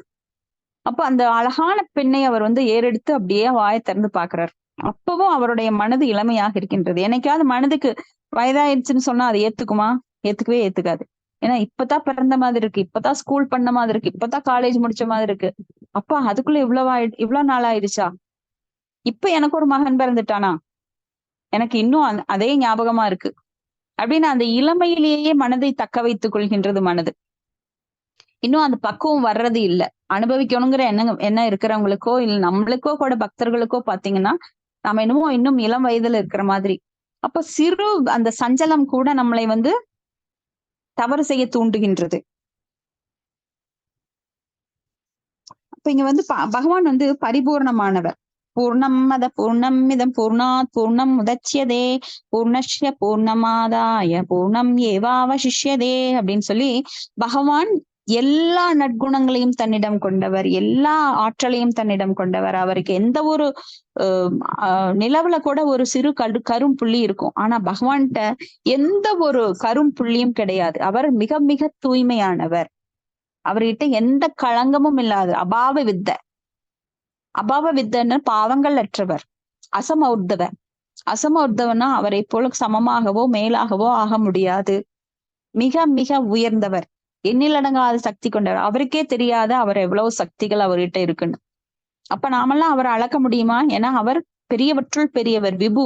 நாமெல்லாம் சிறியவற்றுள் சிறியவர்கள், அணுவிலும் அணு. அப்போ அணுவிலும் அணு லென்ஸ் வச்சு பார்த்தா கூட நம்மளோட ஆத்மாவோட சைஸ் நம்மளுக்கு தெரியாது. ஏன்னா ஆத்மாவை இதுவரை கண்டுபிடித்தவங்க யாரும் கிடையாது. ஆனா அது வேதங்கள் மூலமா தான் நம்மளுக்கு தெரிவிக்கப்படுகின்றது. அந்த ஆத்மாவோட சைஸ் என்ன? நம்மளோட முடியில 10,000 கூறுகள்ல ஒரு பங்கு தான் அந்த ஆத்மாவோட சைஸ். அப்ப அதை லென்ஸ் வச்சும் பார்க்க முடியாது. அப்படிப்பட்ட நாம சிறு அணுவிலும் அணுவான நாம் விபுல விபு. அவருடைய பகவானுடைய கர்ப்போதக சாயி காரணோதக சாயி அவருடைய கால் முடியிலிருந்து பல்வேறு பிரபஞ்சங்கள் தோன்றுகின்றன. அந்த ஒவ்வொரு பிரபஞ்சமும் 14 உலகங்களை கொண்டிருக்கின்றது. இப்படி பல கோடி பிரபஞ்சங்கள் இருக்கின்றது. அது எண்ணில் அடங்காதது. அதுவே ஏகபாத விபூதி. ஏகபாத விபூதி அப்படின்னா 4இல் 1 பங்கு தான் இந்த பௌதிக உலகம். அப்ப நம்மளுக்கெல்லாம் கணக்கிட முடியாது. இப்ப இந்த பூமி எடுத்துட்டா கூட நம்மளால எவ்வளவோ ரகசியங்கள் அற்புதங்கள் நிறைஞ்சு கிடக்கு. அதையே ஒருத்தர்னால முழுசா புரிஞ்சுக்க முடியாது. அப்போ ஒவ்வொரு டிபார்ட்மெண்ட் முழுசா படிச்சிருக்கேன், நான் டாக்டரேட் பண்ணிருக்கேனால அவங்களுக்கே தெரியாது, அது முழுசா அவங்க படிக்கல. அப்ப எத்தனையோ கோடி டிபார்ட்மெண்ட்ஸ் இருக்கு, அதையெல்லாம் படிச்சவங்க இன்னைக்கு வரைக்கும் யாரும் கிடையாது. அப்போ சிறு அணுவில் அளவாக இருந்துகிட்டு நம்மள 4 குறைபாடுகள் இருக்கு. தவறு செய்யும் இயல்புடையவர்கள், ஏமாற்றும் இயல்புடையவர்கள், மாயைக்குட்பட்டவர்கள், குறையுடைய புலன்களை உடையவர்கள். இப்படியெல்லாம் நாம 4 குறைபாடுகளை வச்சுக்கிட்டு குறையே இல்லாத அந்த பகவானை பற்றி நாம் மதிப்பிட முடியும், அவரை புரிஞ்சுக்க முடியும்னா முடியவே முடியாது. அப்ப பகவான் என்ன சொல்றார்? என்னை சரணடை, நான் உள்ள பரமாத்மாவாக இருக்கு. ததாமி புத்தி யோகம் தம் ஏனமாம் உபயாந்தித்தே அப்படின்னு அந்த ஞானத்தை நான் தருகிறேன். அப்ப அந்த பகவானே நம்மளுக்கு ஞானத்தை தந்தால் மட்டுமே அவரை புரிந்து கொள்ள, ஒரு சிறு பகுதியை புரிந்து கொள்ளவாது நம்மளுக்கு சக்தி கிடைக்கும். நான் என்னோட சொந்த முயற்சியில புரிஞ்சுக்கிறேன்னா அது நடக்காத காரியம். சரணடையாதவங்களுக்கு பகவான் அந்த புத்தியை தரவே மாட்டார். அப்போ பக்தர்கள் குழப்பமற்றவர்கள் குழப்பமற்றதும் நிபந்தனையற்றதுமான இத்தகைய தொண்டினால் அவர்களுடன் பகவான் நன்றியுடையவராக இருக்கிறார். அப்போ சிறு சேவை செய்தா கூட பகவான் அதை பெருசா நினைச்சு தன்னோட குழந்தைக்கு அங்கீகாரம் கொடுக்கிறார். ஏன்னா என் குழந்தை என்னை சரணடைஞ்சிட்டான், இதுவரைக்கும் திரும்பி பார்க்காதவன் என்னை நோக்கி வர்றான். ரொம்ப நாள் பிரிஞ்சிருந்த ஒரு மகன் தந்தையிடம் நான் இது வரைக்கும் உங்களை புரிஞ்சுக்காம இருந்துட்டேன், நீங்க தான் எனக்கு எல்லாமே. ஏன்னா ஒரு தகப்பன் இருக்கும்போது ஒரு மகன் ரொம்ப கஷ்டப்பட வேண்டியது இல்ல. தகப்பன் எல்லாமே பாத்துக்குவாரு, பிசினஸ பாத்துக்கிறாரு. நீ பேசாம என் கூட இருடா, நீ தனியா ஏன் போய் கஷ்டப்படுறேன், இல்ல நான் தனியா போய் நானே சம்பாரிச்சு, நீங்க எனக்கு நிறைய செலவுக்கெல்லாம் பணம் தர மாட்டேங்கிறீங்க, நானே சம்பாரிச்சு பெரிய ஆள் ஆகிறேன் பாருங்க அப்படின்னு தந்தையை விட்டு மகன் வெளியே போனா அப்படின்னா ரொம்ப கஷ்டப்படணும். அவன் ரொம்ப சீரழிஞ்சு அப்புறம் தந்தைகிட்ட திரும்பி வர்றப்போ தந்தை வா வா அப்பா, இப்பவாது நீ என்னோட பெருமை அருமையை புரிஞ்சுக்கிட்டியே அப்படின்னு சொல்லி அவனை கொண்டாடுறார். அவனுக்கு நல்ல சாப்பாடு செஞ்சு போடுன்னு மனைவிட்ட சொல்றாரு, வேணுங்கிறதெல்லாம் கொடுக்குறாரு. மறுபடியும் நீ போயிடாத என்னை விட்டு அப்படின்னு சொல்லி அவர் சொல்லாம எல்லா செயல்களையும் செய்யறாரு. அது போல நாமெல்லாம் பல கோடி ஜென்மமா பகவானை விட்டு பிரிந்து பிறப்பு இறப்பு முதுமை நோய்ன்ற சிக்கல்ல பல உடல்களை எடுத்து பல ஜென்மங்களாக பல இடங்கள்ல லோகம் விட்டு லோகம் மாறி உடல் விட்டு உடல் மாறி நம்ம கூடு விட்டு கூடு பாய்வது போல பல உடல்களை எடுத்துட்டோம். ஆனா பகவான்கிட்ட திரும்பி போகணுங்கிற எண்ணம் வரல. ஏன்னா நம்மளோட நித்தியமான இடம் என்ன? ஆன்மீக உலகம். இங்க பௌதீக உலகத்துல துன்பமயம் எல்லாமே. ஏன்னா இது துக்காலயம், அசாஸ்வதம், அனித்தியம், அசூகம் லோகம். அப்ப நம்ம திரும்ப எப்ப போகணும்? அந்த நினைவு நம்மளுக்கு அப்பாவோட நினைவு வந்தோடனே நம்ம பேக் டு காடெட், பகவானோட லோகத்துக்கு திரும்பி போக முயற்சி பண்றோம். அந்த முயற்சி உடனே நம்மளுக்கு நடக்கிறது கிடையாது. ஏன்னா நம்ம ஒரு திருந்தணும்னு நினைச்சா அதுக்கு ஆப்போசிட்டா நம்ம எண்ணங்கள் அலை மோதும். அப்பத்தான் நிறைய எது செய்யக்கூடாதுன்னு நினைக்கிறோமோ அன்னைக்கு அதை செய்ய வைக்க நம்மளுக்கு மனசு உள்ள அந்த மாயாசக்தியானது நம்மளை திரும்ப போக விடாம, ஏன்னா நம்மளை துவைச்சு நல்லா வாஷ் பண்ணி எடுக்கிறாங்க மாயாசக்தி. ஏன்னா எங்க போறோமோ அங்க மறுபடியும் திரும்பி வர முடியாத அளவுக்கு நம்மளை தூய்மைப்படுத்தி தான் அனுப்புவாங்க. ஏன்னா அவ்வளவு கஜடாஸ் இருக்கு நம்ம கிட்ட. அந்த மனம் எவ்வளவோ அழுக்குகள்ல முங்கி எழுந்திருச்சிருக்கு. அந்த ஆத்மாவை நாம அவ்வளவு தூய்மைப்படுத்தணும். அப்ப இந்த பௌதிக உலகத்துல இருந்து போறதுங்கிற சாதாரண விஷயம் கிடையாது. அப்போ பக்தினா கஷ்டத்தை நீக்குவது கிடையாது. உடலளவான கஷ்டங்கள் நம்மளுக்கு இருந்துட்டே தான் இருக்கும். சிலர் பக்திக்கு வந்தா எல்லாமே போயிரும், அப்பா ஜாலியா இருக்கலாம், நிறைய சொத்து வரும். அது கிடையாது, பௌதிகம் கிடையாது. இந்த பௌதிகத்தை பக்தியில கலக்கவே கூடாது. ஆன்மீகம் வேற, பௌதிகம் வேற. ஆன்மீகம்ன்றது உணர்வை தூய்மைப்படுத்துவது, உடைமைகளை கிடையாது. உடைமைகளை சேகரிப்பது கிடையாது ஆன்மீகம். உணர்வை தூய்மைப்படுத்தி பகவானின் குணங்களை நாமும் அடைய வேண்டும். அந்த களங்கங்களை எல்லாம் போக்கி அந்த நித்தியமான உணர்வை நம்ம மறுபடியும் மீட்டு எடுக்கிறது தான் இந்த ப்ராசஸ், பக்திங்கிற ப்ராசஸ். அப்போ இங்க பக்தன் பகவானிடமிருந்து எதிர்பார்க்க வேண்டியது எதுவுமே கிடையாது. ஏன்னா ஒன்ஸ் சரணடைஞ்சுக்கிட்டா பக்தனுக்கு என்ன வேணுங்கிறது பகவானுக்கு தெரியும். நாம நினைச்சிட்டு இருக்கிறோம், நான் தான் சம்பாதிக்கிறேன், நான் தான் என்னை மெயின்டைன் பண்றேன், நான் இல்லைன்னா அந்த குடும்பம் இல்லை அப்படின்னு நாம நினைக்கிறோம். ஆனா பகவானிடம் நம்மை ஒரு கருவியாக ஒப்படைக்கும் போது அந்த கருவியை பகவான் எப்படி யூஸ் பண்ணணுமோ அப்படி யூஸ் பண்ணுவாரு. இல்ல நான் தான் எல்லாம் நினைச்சோம் அப்படின்னா பகவான் நீயே நடத்திக்கோ அப்படின்னு நம்மளை விட்டுறாரு.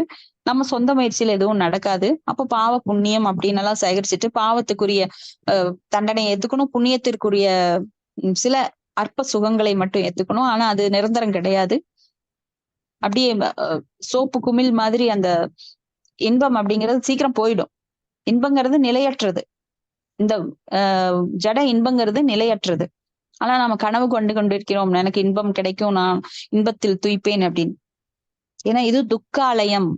இங்க எல்லாமே துக்கங்கள் தான். இது கர்ம பூமி. கர்மம் செய்யறதுக்காகத்தான் வந்திருக்கோம், துக்கத்தை அனுபவிக்கிறதுக்கு தான் வந்திருக்கோம். என்ஜாய் பண்ண கிடையாது. நீங்க எங்க சொர்க்கலோகம் போனாலும் கூட அதுவும் மிருத்யு பூமி தான். அதுவும் மிருத்யு லோகம். அங்கும் நிலையற்ற தன்மை இருக்கின்றது. அங்கேயும் நீங்க அனுபவிக்க முடியாது நிரந்தரமா. அங்கிருந்து மறுபடியும் கீழே தள்ளப்படுவோம்.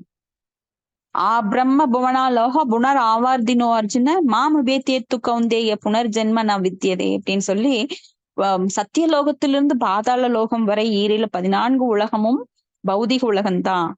மிருத்யு பூமி, மிருத்தி லோகங்கள், இது எல்லாம் வந்து இங்க இருள் அடைந்த உலகம். இந்த மிருத்தி லோகம் அப்படிங்கிறது இருள் அடைந்த உலகம். ஏன்னா இங்கெல்லாம் பகல் இரவு இருக்கின்றது. ஆனா நாம போகக்கூடிய அந்த லோகமோ, ஆன்மீக லோகமோ என்றும் இருள் அடையாதது. இப்போ ஆன்மீக பூமி வந்து என்னைக்குமே அங்க சூரியனோ சந்திரனோ மின்சாரமோ தேவைப்படுவது கிடையாது. என்னைக்குமே ந தத் பாஷி தோஷியோ ந சசாங்கோ பாவக எக்கத்வா ந நிவர்த்தந்தே தத்தாம பரமம் மம. அந்த தாமமானது இருமைகளற்றது. அங்க வேற்றுமையே கிடையாது. எல்லாம் அங்க வந்து காலத்தின் கட்டுப்பாடு கிடையாது. அங்க இரவு பகல் கிடையாது. அங்க போனோம்னா நம்மளுக்கு 5 விதமான முக்திகள் இருக்கு. சாயுஜ்ய, சாலோக்கிய, சாரூபிய, சாமீபிய, ஏகத்துவம். ஏகத்துவம்னா சாயுஜ்ய. அந்த சாயுஜ்ய முக்தி பகவான் தன்னுடைய எதிரிகளுக்கு கூட கொடுக்கிறார். இப்போ 1000 ஜென்மங்களாக தவம் செஞ்சு இருக்கிற அந்த தவசிகளுக்கு கிடைக்கக்கூடிய, அந்த ஞானிகளுக்கு கிடைக்கக்கூடிய அந்த சாயுஜ்ய முக்தி எதிரிகளுக்கும் கொடுக்கிறார். ஏன்னா எதிரிகள் கூட பகவானை எப்போ நினைச்சிட்டே இருப்பாங்க. ராவணன் பாத்தீங்கன்னா எப்போ பகவானை அழிக்கிறது அப்படிங்கிற சிந்தனையில பகவானையே நினைச்சிட்டு இருப்பான். கும்பகர்ணன், ராவணன், ஹிரண்யாக்ஷன், ஹிரண்யகசிபு, இவங்கெல்லாம் பகவானை பத்தியே நினைச்சிட்டு இருப்பாங்க. ஏன்னா எப்ப அவரை அழிக்கலாம். அப்போ தன்னை வந்து மோசமான நிலையில கூட ஒருவன் எதிரியாக நினைத்தால் கூட அவனுக்கு கருணை புரிகிறார். ஏன்னா அவனே நினைச்சிட்டு இருக்கான். பகவான் அந்த ஆப்பர்ச்சுனிட்டி பாக்குறாரு. தன் குழந்தை எந்த விதத்திலாவது என்னை நினைச்சு என்கிட்ட வரணும். அத்தனை ஒரு கருணை பகவான்கிட்ட. என்கிட்ட வர்றதுக்காக நான் என் குழந்தைக்கு எக்ஸ்ட்ரா மார்க், கிரேஸ் மார்க் எல்லாம் போடுவேன். ஒரு சின்ன சேவை செஞ்சா கூட பாஸ் மார்க் போட்டுருவேன். ஒரு டீச்சர் வந்து அந்த குழந்தைய ரொம்ப பிடிக்கும், நல்லா படிப்பான். ஆனா கடைசி நேரத்துல ஃபீவர், எக்ஸாம்க்கு வந்து நல்லா எழுத முடியல. ஆனா தெரியும், டீச்சருக்கு தெரியும் இது நல்ல பொண்ணு அப்படின்னு. அப்போ அவங்களுக்கு வந்து மார்க் போட்டு டீச்சர் பாஸ் பண்ணி விட்டு அடுத்த கிளாஸ்க்கு போக வச்சிடுறாங்க. அது போலத்தான் நாம வயதாகும் போது பாத்தீங்கன்னா நம்மளுக்கு அந்த நாடி நரம்பெல்லாம் வேலை செய்யாது. பகவானை பற்றி யோசிக்கிறதுக்கு இந்த உடல் இடம் கொடுக்காது. வாதம், பித்தம், கபம் எல்லாம் வந்து நம்மளுக்கு கோளாறு பண்ணும். அதனாலதான் அப்போதைக்கு இப்போதே சொல்லி வைத்தேன் நாராயணா என்னும் திருநாமத்தை அப்படின்னு சொல்லி குலசேகர ஆழ்வார் சொல்றார். அதனால நம்ம சேவிங்ஸ் டப்பால நிறைய போட்டு வச்சுக்கணும். நாமம் சொல்லி சொல்லி போட்டு வச்சுட்டோம்னா அதுக்கு மரண காலத்தில் நம்மளுக்கு நிச்சயமா உதவும். அப்போ ஒவ்வொரு மணித்துளியும் நம்மளுக்கு ரொம்ப முக்கியமானது. நம்மளோட கான்சியஸ எந்த விதத்துல யூஸ் பண்ணணும் அப்படின்னா, இறை உணர்வு ரொம்ப ரொம்ப முக்கியமானது. பகவானை பற்றி கேட்பதில் ஆர்வத்தை வளர்த்து கொள்ள வேண்டும். அந்த ருசி நம்மளுக்கு எப்போ வரும் அப்படின்னா, நம்ம கிட்ட இருக்கிற களங்கங்கள் போகிற வரைக்கும் நம்மளுக்கு அந்த ருச்சி வராது. அப்ப களங்கங்கள் நீங்க வேண்டும் என்றால் மேலும் மேலும் நாமத்தை நம்ம சொல்லிட்டே இருக்கணும். அப்ப நம்ம களங்கங்கள் போகும்போது அந்த ருச்சி அடுத்தது வரும். ஏன்னா ஜடநோய் இருக்கும்போது, மஞ்சக்காமால நோய் இருக்கும்போது கரும்பு ஜூஸ் இனிக்காது. அப்ப அந்த மஞ்சக்காமால குறைய கரும்பு ஜூஸ் வந்து இனிக்க ஆரம்பிக்கும். அது போல நம்மளுக்கு எவ்வளவோ கோடி பாவ ஜென்மங்களை நம்ம ஏந்தி வந்திருக்கோம். அப்ப அந்த உணர்வுகள், தீய உணர்வுகள் எல்லாம் நம்ம விட்டு விலகிற வரைக்கும் அந்த நாமத்தை நல்லா ஸ்ட்ராங்கா சொல்லணும். நம்ம விதை போட்ட உடனே முளைக்கலையா, விதை போட்ட உடனே நம்மளுக்கு மாம்பழம் பறிக்கணுமா? முடியாது. அந்த விதை போட்டு அதுக்கு என்ன பண்ணணும்? தண்ணி ஊத்தணும். தண்ணி ஊத்தி அது கொஞ்சம் முளைச்ச உடனே பக்கத்துல வர பூடுகளை எல்லாம், வேண்டாத செடிகளை எல்லாம் புடுங்கி வீசி எறியணும். அப்புறம் அதுக்கு ஒரு வேலி போடணும். தொடர்ந்து அதுக்கு நீர் ஊற்றி பாதுகாப்பு அளித்து, ஆடு மாடெல்லாம் சாப்பிடாம அதை கொஞ்சம் வளர்த்தி, அப்புறம் அது என்ன பண்ணும்? பூ பூத்து காய் காய்த்து பழமாகி அப்புறம்தான் அதை ருசிக்க முடியும். அதுக்கு வந்து பல வருடங்கள் தேவைப்படுது. அது போல பல கோடி ஜென்மமா நாம் செய்த கர்மாக்களை நீக்க வேண்டும் என்றால் நாம் தொடர்ந்து நாம ஜபத்தில் ஈடுபட வேண்டும். ஹரே கிருஷ்ண கிருஷ்ண கிருஷ்ண ஹரே ஹரே, ஹரே ராம ராம ராம ஹரே ஹரே. இதுதான் ராஜ மந்திரம், இந்த கலியுக மந்திரம். இந்த கலியுக மந்திரத்தினால் மட்டுமே நாம எல்லா பாவங்களையும் நீக்க முடியும். நாம ஜெபம் ரொம்ப முக்கியமானது. அப்ப நாம தூய்மை அடைய நம்மளுக்கு பகவானை பற்றிய லீலைகள், நாமம், ரூபம், குணம், சகாக்கள் போன்றவை எல்லாம் நம்மளுக்கு இனிமையை தரும். இல்லைன்னா நம்மளுக்கு என்ன கேட்டாலும் நம்மளுக்கு என்ன போர் அடிக்குது அப்படின்ற ஒரு நிலைமை வந்துடும். அப்ப பகவான் மற்ற ஜீவராசிகளிலிருந்து வேறுபட்ட அம்சங்களை கொண்டிருக்கின்றார். அவர் ஆஹ் வனமாலி கதீச்சாங்கி சங்கி சக்ரி சனந்தகி ஸ்ரீமன் நாராயணோ விஷ்ணு வாசுதேவோ விரட்சது அப்படின்னு அவர் தன்னுடைய கைகள்ல சங்கு, சக்கரம், தாமரை, வனமாலி கதீச்சாங்கி சங்கு சக்ரி சனந்தகி ஸ்ரீமன் நாராயணோ விஷ்ணு வாசுதேவோ விரட்சது, சங்கு, சக்கரம், கதை, வில் போன்ற பல ஆயுதங்களை கொண்டிருக்கிறார். அப்ப பகவான் வாடாத வைஜெயந்தி மாலை, ஸ்ரீவக்ஷகுரி இது எல்லாம் கொண்டிருக்கிறார். பகவானுடைய தோற்றம் மிகவும் அற்புதமானது. அதனாலதான் அவருக்கு கண் திருஷ்டி பற்றுமோன்னு பெரியாழ்வார் பாடுறார். பல்லாண்டு பல்லாண்டு பல்லாயிரத்தாண்டு பல கோடி 100,000 அப்படின்னு சொல்லி பாடுறாரு. பல கோடி 100,000 மல்லாண்டு தின்தோள் மணிவண்ணா உன் சேவடி செவ்வி திருக்காப்பு அப்படின்னு பாடுறாரு. அவ்வளவு அழகிய ரூபம் கொண்டவர். பெரியாழ்வாருக்கு அவர் காட்சி தர்றாரு. ஏன்னா பெரியாழ்வார் போய் அந்த மதுரை பாண்டிய மன்னன் அவர் கேட்கிறாரு, எது உத்தமமான பக்தி, சிவனை வழிபடுவதா விஷ்ணுவை வழிபடுறதா அப்படின்னு. அப்ப இவர் போய் சொல்றாரு, விஷ்ணுவை வழிபடுவதுதான் உயர்ந்த முறை அப்படின்னு. முக்தி பிரததாம் சர்வேஷாம் விஷ்ணு ஏவன அசம்சயக அப்படின்னு சிவபெருமானே சொல்றார் பார்வதி தேவிக்கு. முக்தியை அளிக்கக்கூடியவர் விஷ்ணுதான் அப்படின்னு. தொண்டரடிப்பொடியாழ்வார் கூட பாடுறாரு, பச்சை மாமணி போல்மேனி பவளவாய் கமலச்செங்கன் அச்சுதா அமரரியரே ஆயர்த்தம் கொழுந்தே எனும் இச்சுவை தவிர யான் போய் இந்திரலோகம் ஆளும் அச்சுவை பெரினும் வேண்டேன் அரங்கமா நகருளானே அப்படின்னு. இப்போ இந்த மாதிரி 4000 திவ்ய பிரபந்தத்துல பாத்தீங்கன்னா நிறைய பாடல்கள் வரும். கொண்டல் வல்லன் கோவலனை வெண்ணையுண்ட வாயன் அண்டர்கோண நீரங்கனின் அமுதனை கண்ட கண்கள் மற்றொன்றினை காணாவே செடியாய வல்வினைகள் தீர்க்கும் திருமாலை நெடியானை வெங்கடவானின் கோவில் வாசல் அடியாரும் வானவரும் அரம்பெயரும் படியாய் கிடந்தி அருந்தி உன் பவளவாய் காண்பேனே. இப்படி எத்தனையோ பாடல்கள் நம்ம பாக்குறோம். ஆண்டாள் கூட சொல்றாரு பகவானுடைய நாமத்தை சொல்லணும் அப்படின்னு சொல்லி. அப்போ ஸ்ரீ சம்பிரதாயத்திலயும் சரி, பிரம்ம மத்துவ கௌடிய சம்பிரதாயத்திலையும் சரி, பகவானுடைய லீலைகள் புகழ் நாமம் என்றும் போற்றப்படுகிறது. வாயினாட் பாடி மனிதனால் சிந்தித்து போயதம் பிழையும் அப்படின்னு சொல்லி ஆண்டாள் பாடுறாங்க. இப்ப பகவானுடைய திருநாமம் ரொம்பவும் வலிமை மிக்கது, காலம் காலமா, இப்ப மட்டும் இல்ல. அப்போ நாராயணா அப்படிங்கிற மந்திரத்தை, ஓம் நமோ நாராயணா என்ற மந்திரத்தை தன்னுடைய குருவிடம் இருந்து கேட்டு பெரியார் ராமானுஜாச்சாரியார் அவர் யாருக்கும் இதை சொல்லக்கூடாதுன்னு அந்த சீக்ரெட்டான மந்திரத்தை அவர் சொல்லி கொடுக்குறாரு. உடனே அவர் போய் ஒரு கோபுரத்தின் மேல ஏறி எல்லாருக்கும் சொல்லிடுறாரு. அங்க கூடியிருக்கிற பொதுமக்கள் எல்லாத்தையும் கூட்டி, நான் ஒரு முக்கியமான ஒரு மெசேஜ் சொல்ல போறேன், எல்லாம் வாங்கன்னு சொல்லி இந்த மந்திரத்தை எல்லாருக்கும் சொல்லிடுறாரு. அப்ப குரு கேட்கிறாரு, எப்படி நான் சொன்ன மந்திரத்தை நீ எல்லாருக்கும் சொல்லலாம்? நான் உனக்கு கண்டிஷன் கொடுத்தேன் இல்லையா, இந்த ரகசியத்தை யாருக்கும் சொல்லக்கூடாதுன்னு. அப்ப அவர் சொல்றார், நான் ஒருத்தன் நரகத்துக்கு போனாலும் பரவாயில்ல, இவ்வளவு பேர் எல்லாரும் பகவானுடைய லோகத்தை அடையணும் அப்படின்னு சொல்லி. அப்போ தூய பக்தர்கள் மிகவும் கருணை உடையவர்கள், பகவானை விட தூய பக்தர்கள் மிகவும் கருணை உடையவர்கள். ஏன்னா பகவானை பற்றிய ரகசியங்களை அவர்கள் வெளியிடுகிறார்கள். நிறைய பேர் அறியாமையில தான் இந்த உலகத்துல சுழன்று கொண்டிருக்கிறோம். அப்ப இந்த அறியாமையிலிருந்து நீக்கக்கூடியவர் யார் அப்படின்னா நம்ம குரு தான், ஒரு தூய பக்தர் தான். என்னைக்கு நம்ம வாழ்வுல ஒரு தூய பக்தர் உள்ள நுழையிறாரோ அப்ப நம்ம வாழ்க்கை திருப்பி போடப்படுது. நம்மளோட வாழ்க்கை டோட்டலா அப்படியே திரும்பிடுது.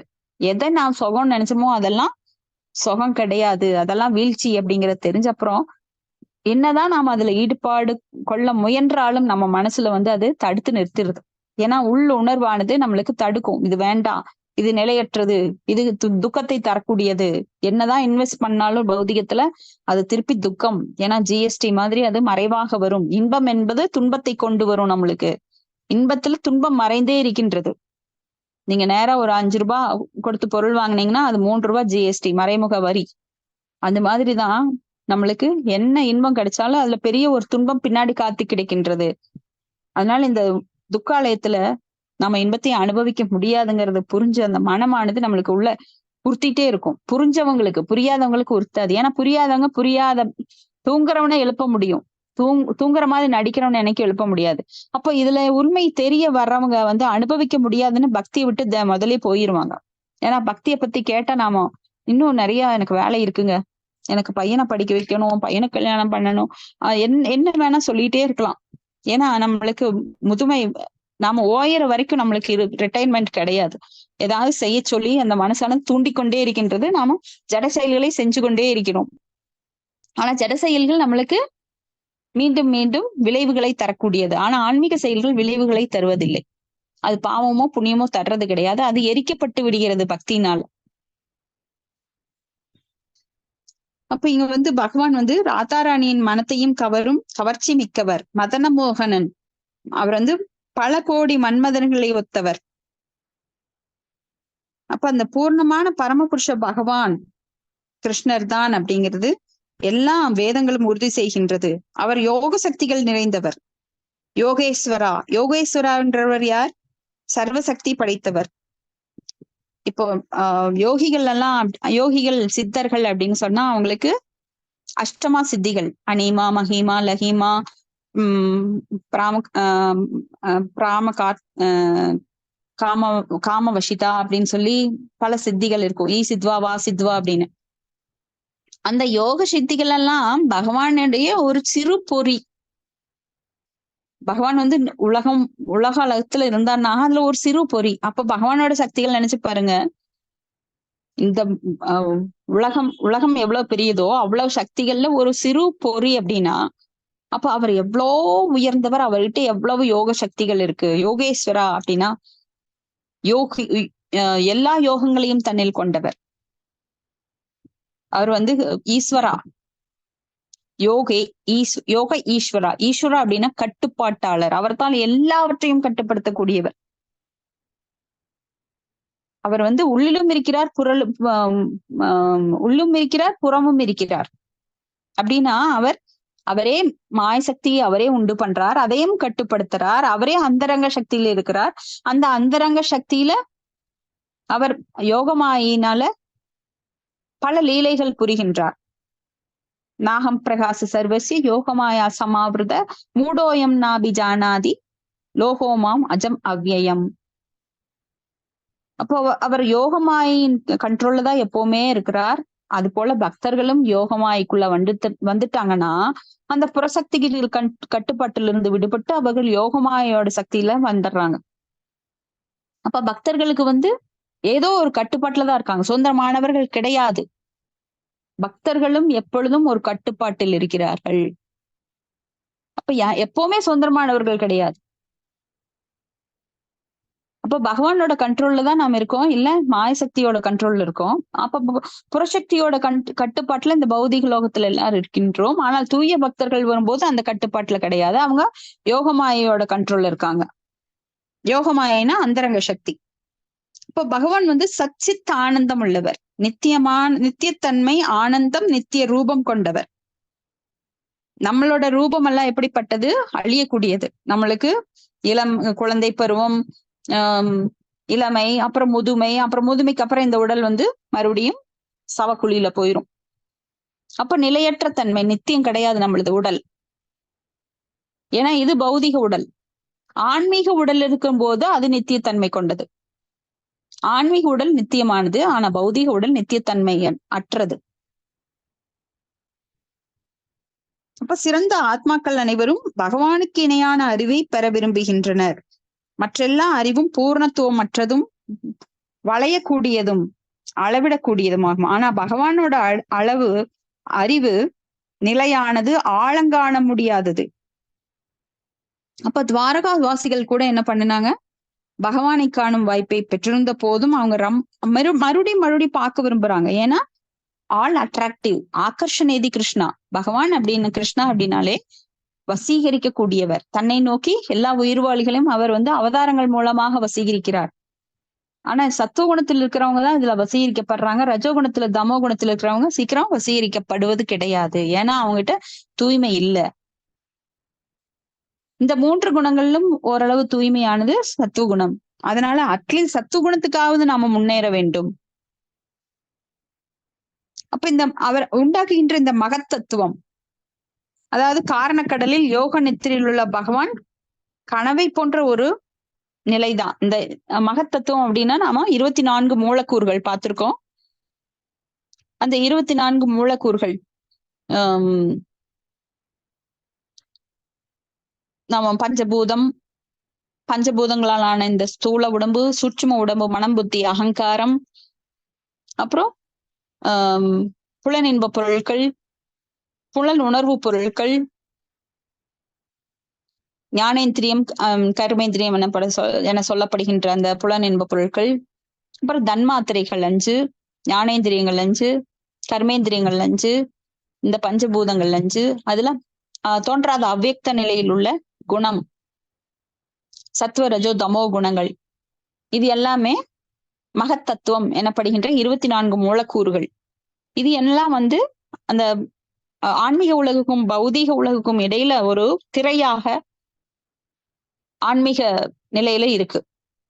அப்ப இதெல்லாம் ஒன்றுடன் ஒன்று பொய் அகங்காரத்துடன் சேரும்போது அது பல்வேறு உருமாற்றங்களாக பெறுகிறது அப்படிங்கிற நாம பார்த்தோம். அப்போ பகவான் தான் என் அனைத்தையும் உன்னதமான கட்டுப்பாட்டில் கொண்டு வர முடியும். இதை தோற்றுவிப்பவர் யார் அப்படின்னா, நாம இதை ஏற்கனவே பகவத்கீதையில படிச்சிருக்கோம். காரண உதக சாயி விஷ்ணு, கர்ப்போதக சாயி விஷ்ணு, சீரோதக சாயி விஷ்ணுன்னு காரண உதக சாயி விஷ்ணு தனது மூச்சு காற்றின் மூலமாக பல பிரபஞ்சங்களை உருவாக்குகிறார். கர்ப்போதக சாயி விஷ்ணு அந்த பிரபஞ்சங்களுக்குள் நுழைகிறார். சீரோதக சாயி விஷ்ணு ஒவ்வொரு உயிர்வாளிக்குள்ளும் நுழைந்து பரமாத்மாவாக எல்லாரையும் இயக்க வைக்கின்றார். பரமாத்மா இல்லாம யாராலும் இயங்க முடியாது. பரமாத்மா நம்மளுக்குள்ள எப்படி இருக்காரு? உபத்ரஷ்டா ஹனுமந்தா பக்தா போக்தா மகேஸ்வர பரமேத்மேதி சாபியுக்தோ அப்படின்னு சொல்லி அவர் தான் எல்லாருக்கும் சாட்சியா இருக்கிறார். உள்ள மௌனமாக சாட்சியாக இருக்கிறார். நாம் செய்யும் செயல்களுக்கெல்லாம் பரமாத்மா சாட்சியாகவும் இருக்கிறார், அனுமதிப்பாளராகவும் இருக்கிறார்.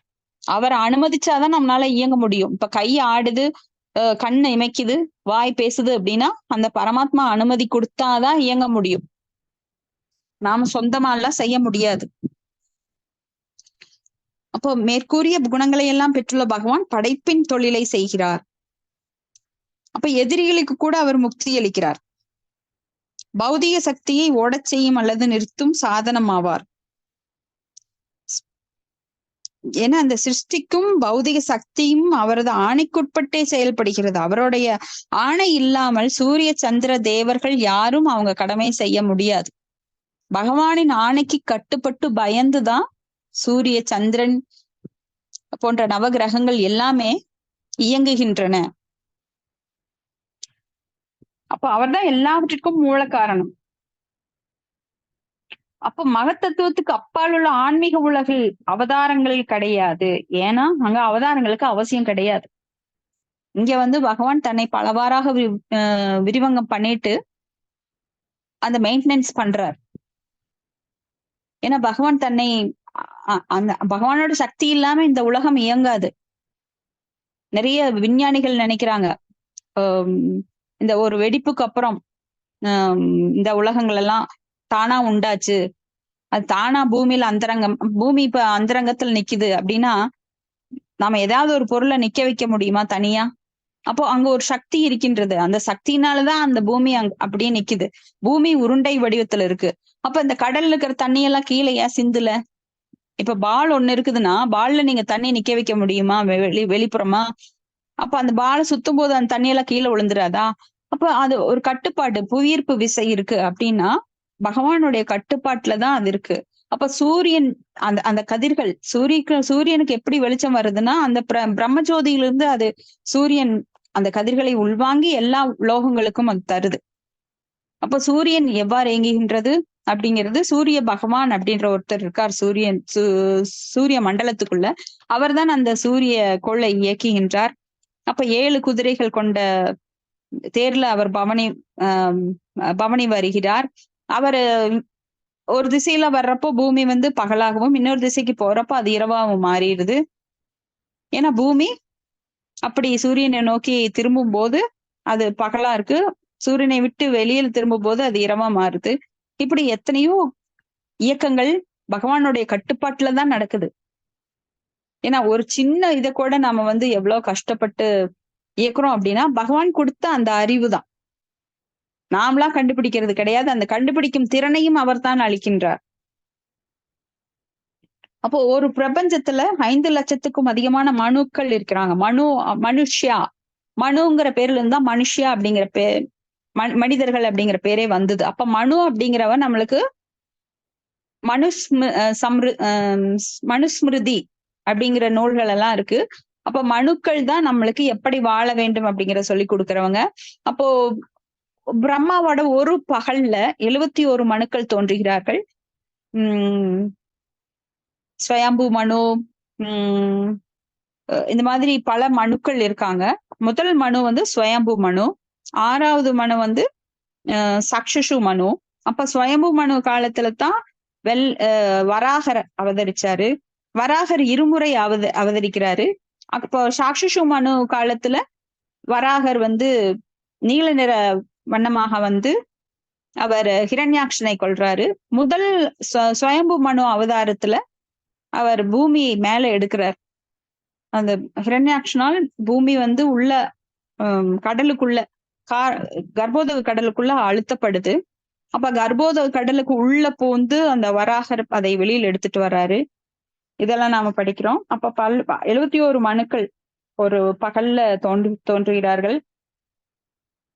அப்ப ஆன்மீக லோகத்துல வந்து அங்கெல்லாம் அவதாரங்கள் கிடையாது. ஏன்னா பகவான் அங்க எப்பவும் பல வைகுண்டங்கள்ல பல்வேறு தோற்றங்கள்ல காட்சி அளிக்கிறார். ஆனா கோலோக பிருந்தாவனத்துல அவர் இருக்கையுள்ள சியாமசுந்தர ரூபத்துல திரிபங்க நிலையில என்னைக்கும் அவர் வந்து பசுக்களுடன் ஆயர்குல சிறுவர்களுடனும் எப்பவும் அவர் ஆனந்தத்தில் ஈடுபட்டிருக்கிறார். இப்ப பகவான் வந்து எல்லா நாராயண ரூபங்களும் வாசுதேவ அம்சத்தின் விரிவங்கங்கள்.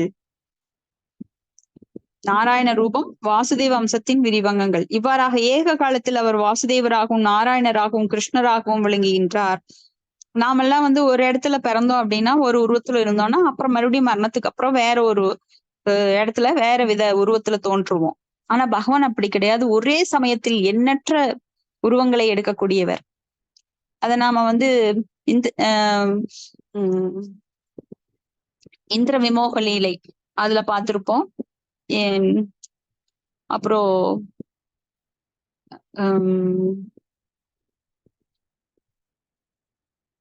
இந்த பல லீலைகள்ல பார்த்திருக்கலாம். பகவான் வந்து தன்னை பலவாக விரிவங்கம் பண்ணிட்டது. அப்போ பிரம்மா கூட இவர் வந்து ஒரு சிறு மாடு மேய்க்கும் சிறுவன் எப்படி இதெல்லாம் இத்தனை அற்புதங்கள் பண்றாரு அப்படின்னு சொல்லி 9 லட்சம் கன்றுக்குட்டிகளையும் அந்த கோபர்களையும் போய் ஒளிச்சு வச்சிடுறாரு. அப்ப பகவானே அந்த கன்றுக்குட்டிகளாகவும் கோபர்களாகவும் வர்றாரு.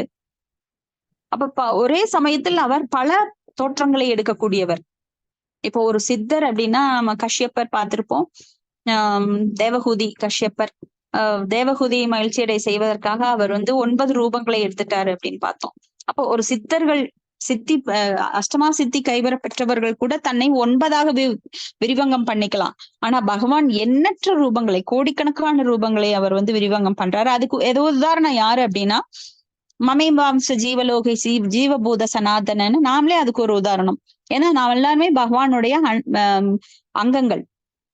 மமை வாம்சம் அவருடைய அம்சம் தான். நாம் எல்லா உயிர்வாளிகளும் அவருடைய அம்சம். இப்ப எறும்பு, நாய், பூனை, கிளி, மீன் போன்ற எல்லா உயிர்வாளிகளும் ஆத்மாதான். வெளிப்புற உடலால அது வேற வேற தோற்றங்களாக இருந்தாலும் அது எல்லாமே பகவானுடைய அம்சங்கள். அந்த பகவானோட பின்னம்சங்களாம நாமோ ஒரு தாவரமே இருந்தாலும் அதுக்கும் ஆத்மா இருக்கு அதுக்குள்ளேயும். அப்ப அது எல்லா ஆத்மாக்களும் நாமளும் எல்லாருமே ஒரு வகையில உறவினர்கள் தான். ஏன்னா நாம எல்லாருமே பகவானுடைய உடல்ல இருந்து வந்தவங்க.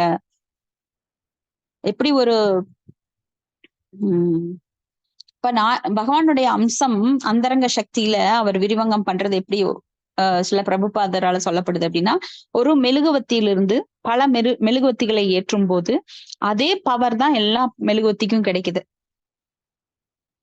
ஒரு விளக்குல இருந்து இன்னொரு விளக்கை ஏற்றும் போது அதே மாதிரி எல்லா விளக்குகளும் பிரகாசம் பெறுகின்றது. அப்ப பகவானுடைய ஒரு அம்சமாக பல அம்சங்களாக விரிவடையும் போது அந்த அந்தரங்க சக்தி அவரிலிருந்து வேறுபட்டதல்ல. அவரே வாசுதேவர், பிரத்யும்னர், அனிருத்தர், ஸ்ரீராமர், நரசிம்மர், மச்ச, கூர்ம, வராக அப்படின்னு பல அம்சங்களா, பல கலா விபீனாம்ச, சுவாம்ச அப்படின்னு பலவாக விரிவடைகின்றார். சிலப்போ சில சக்திகளை மட்டும் எடுத்துட்டு வர்றார், அந்த அவதாரத்துக்குரிய சக்திகளை மட்டும். எல்லா சக்திகள் இருந்தாலும் அதை வெளிப்படுத்துறது கிடையாது. அப்படி அவர் ஒவ்வொரு இடத்திற்கும் தகுந்த மாதிரி அவர் தன்னுடைய சக்திகளை வெளிப்படுத்துறார்.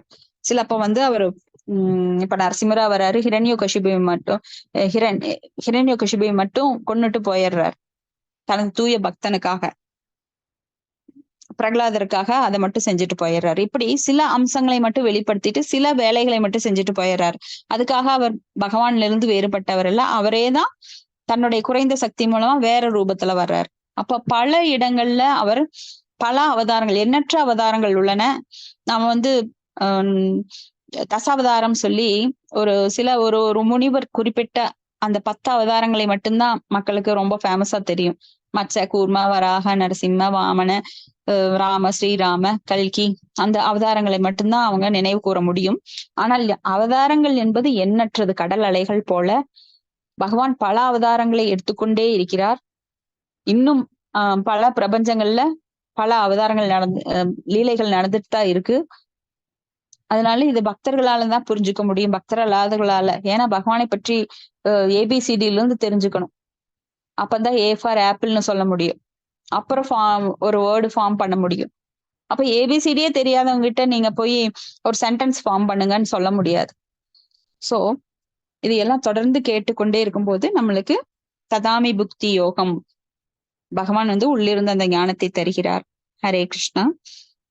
இன்னைக்கு கொஞ்சம் லேட் ஆயிடுச்சு. ஒரு ஸ்லோகமே இவ்வளவு பெருசா வந்திருக்கு. தூங்குனவங்க எல்லாம் எந்திரிச்சுக்கலாம். ஹரே கிருஷ்ணா.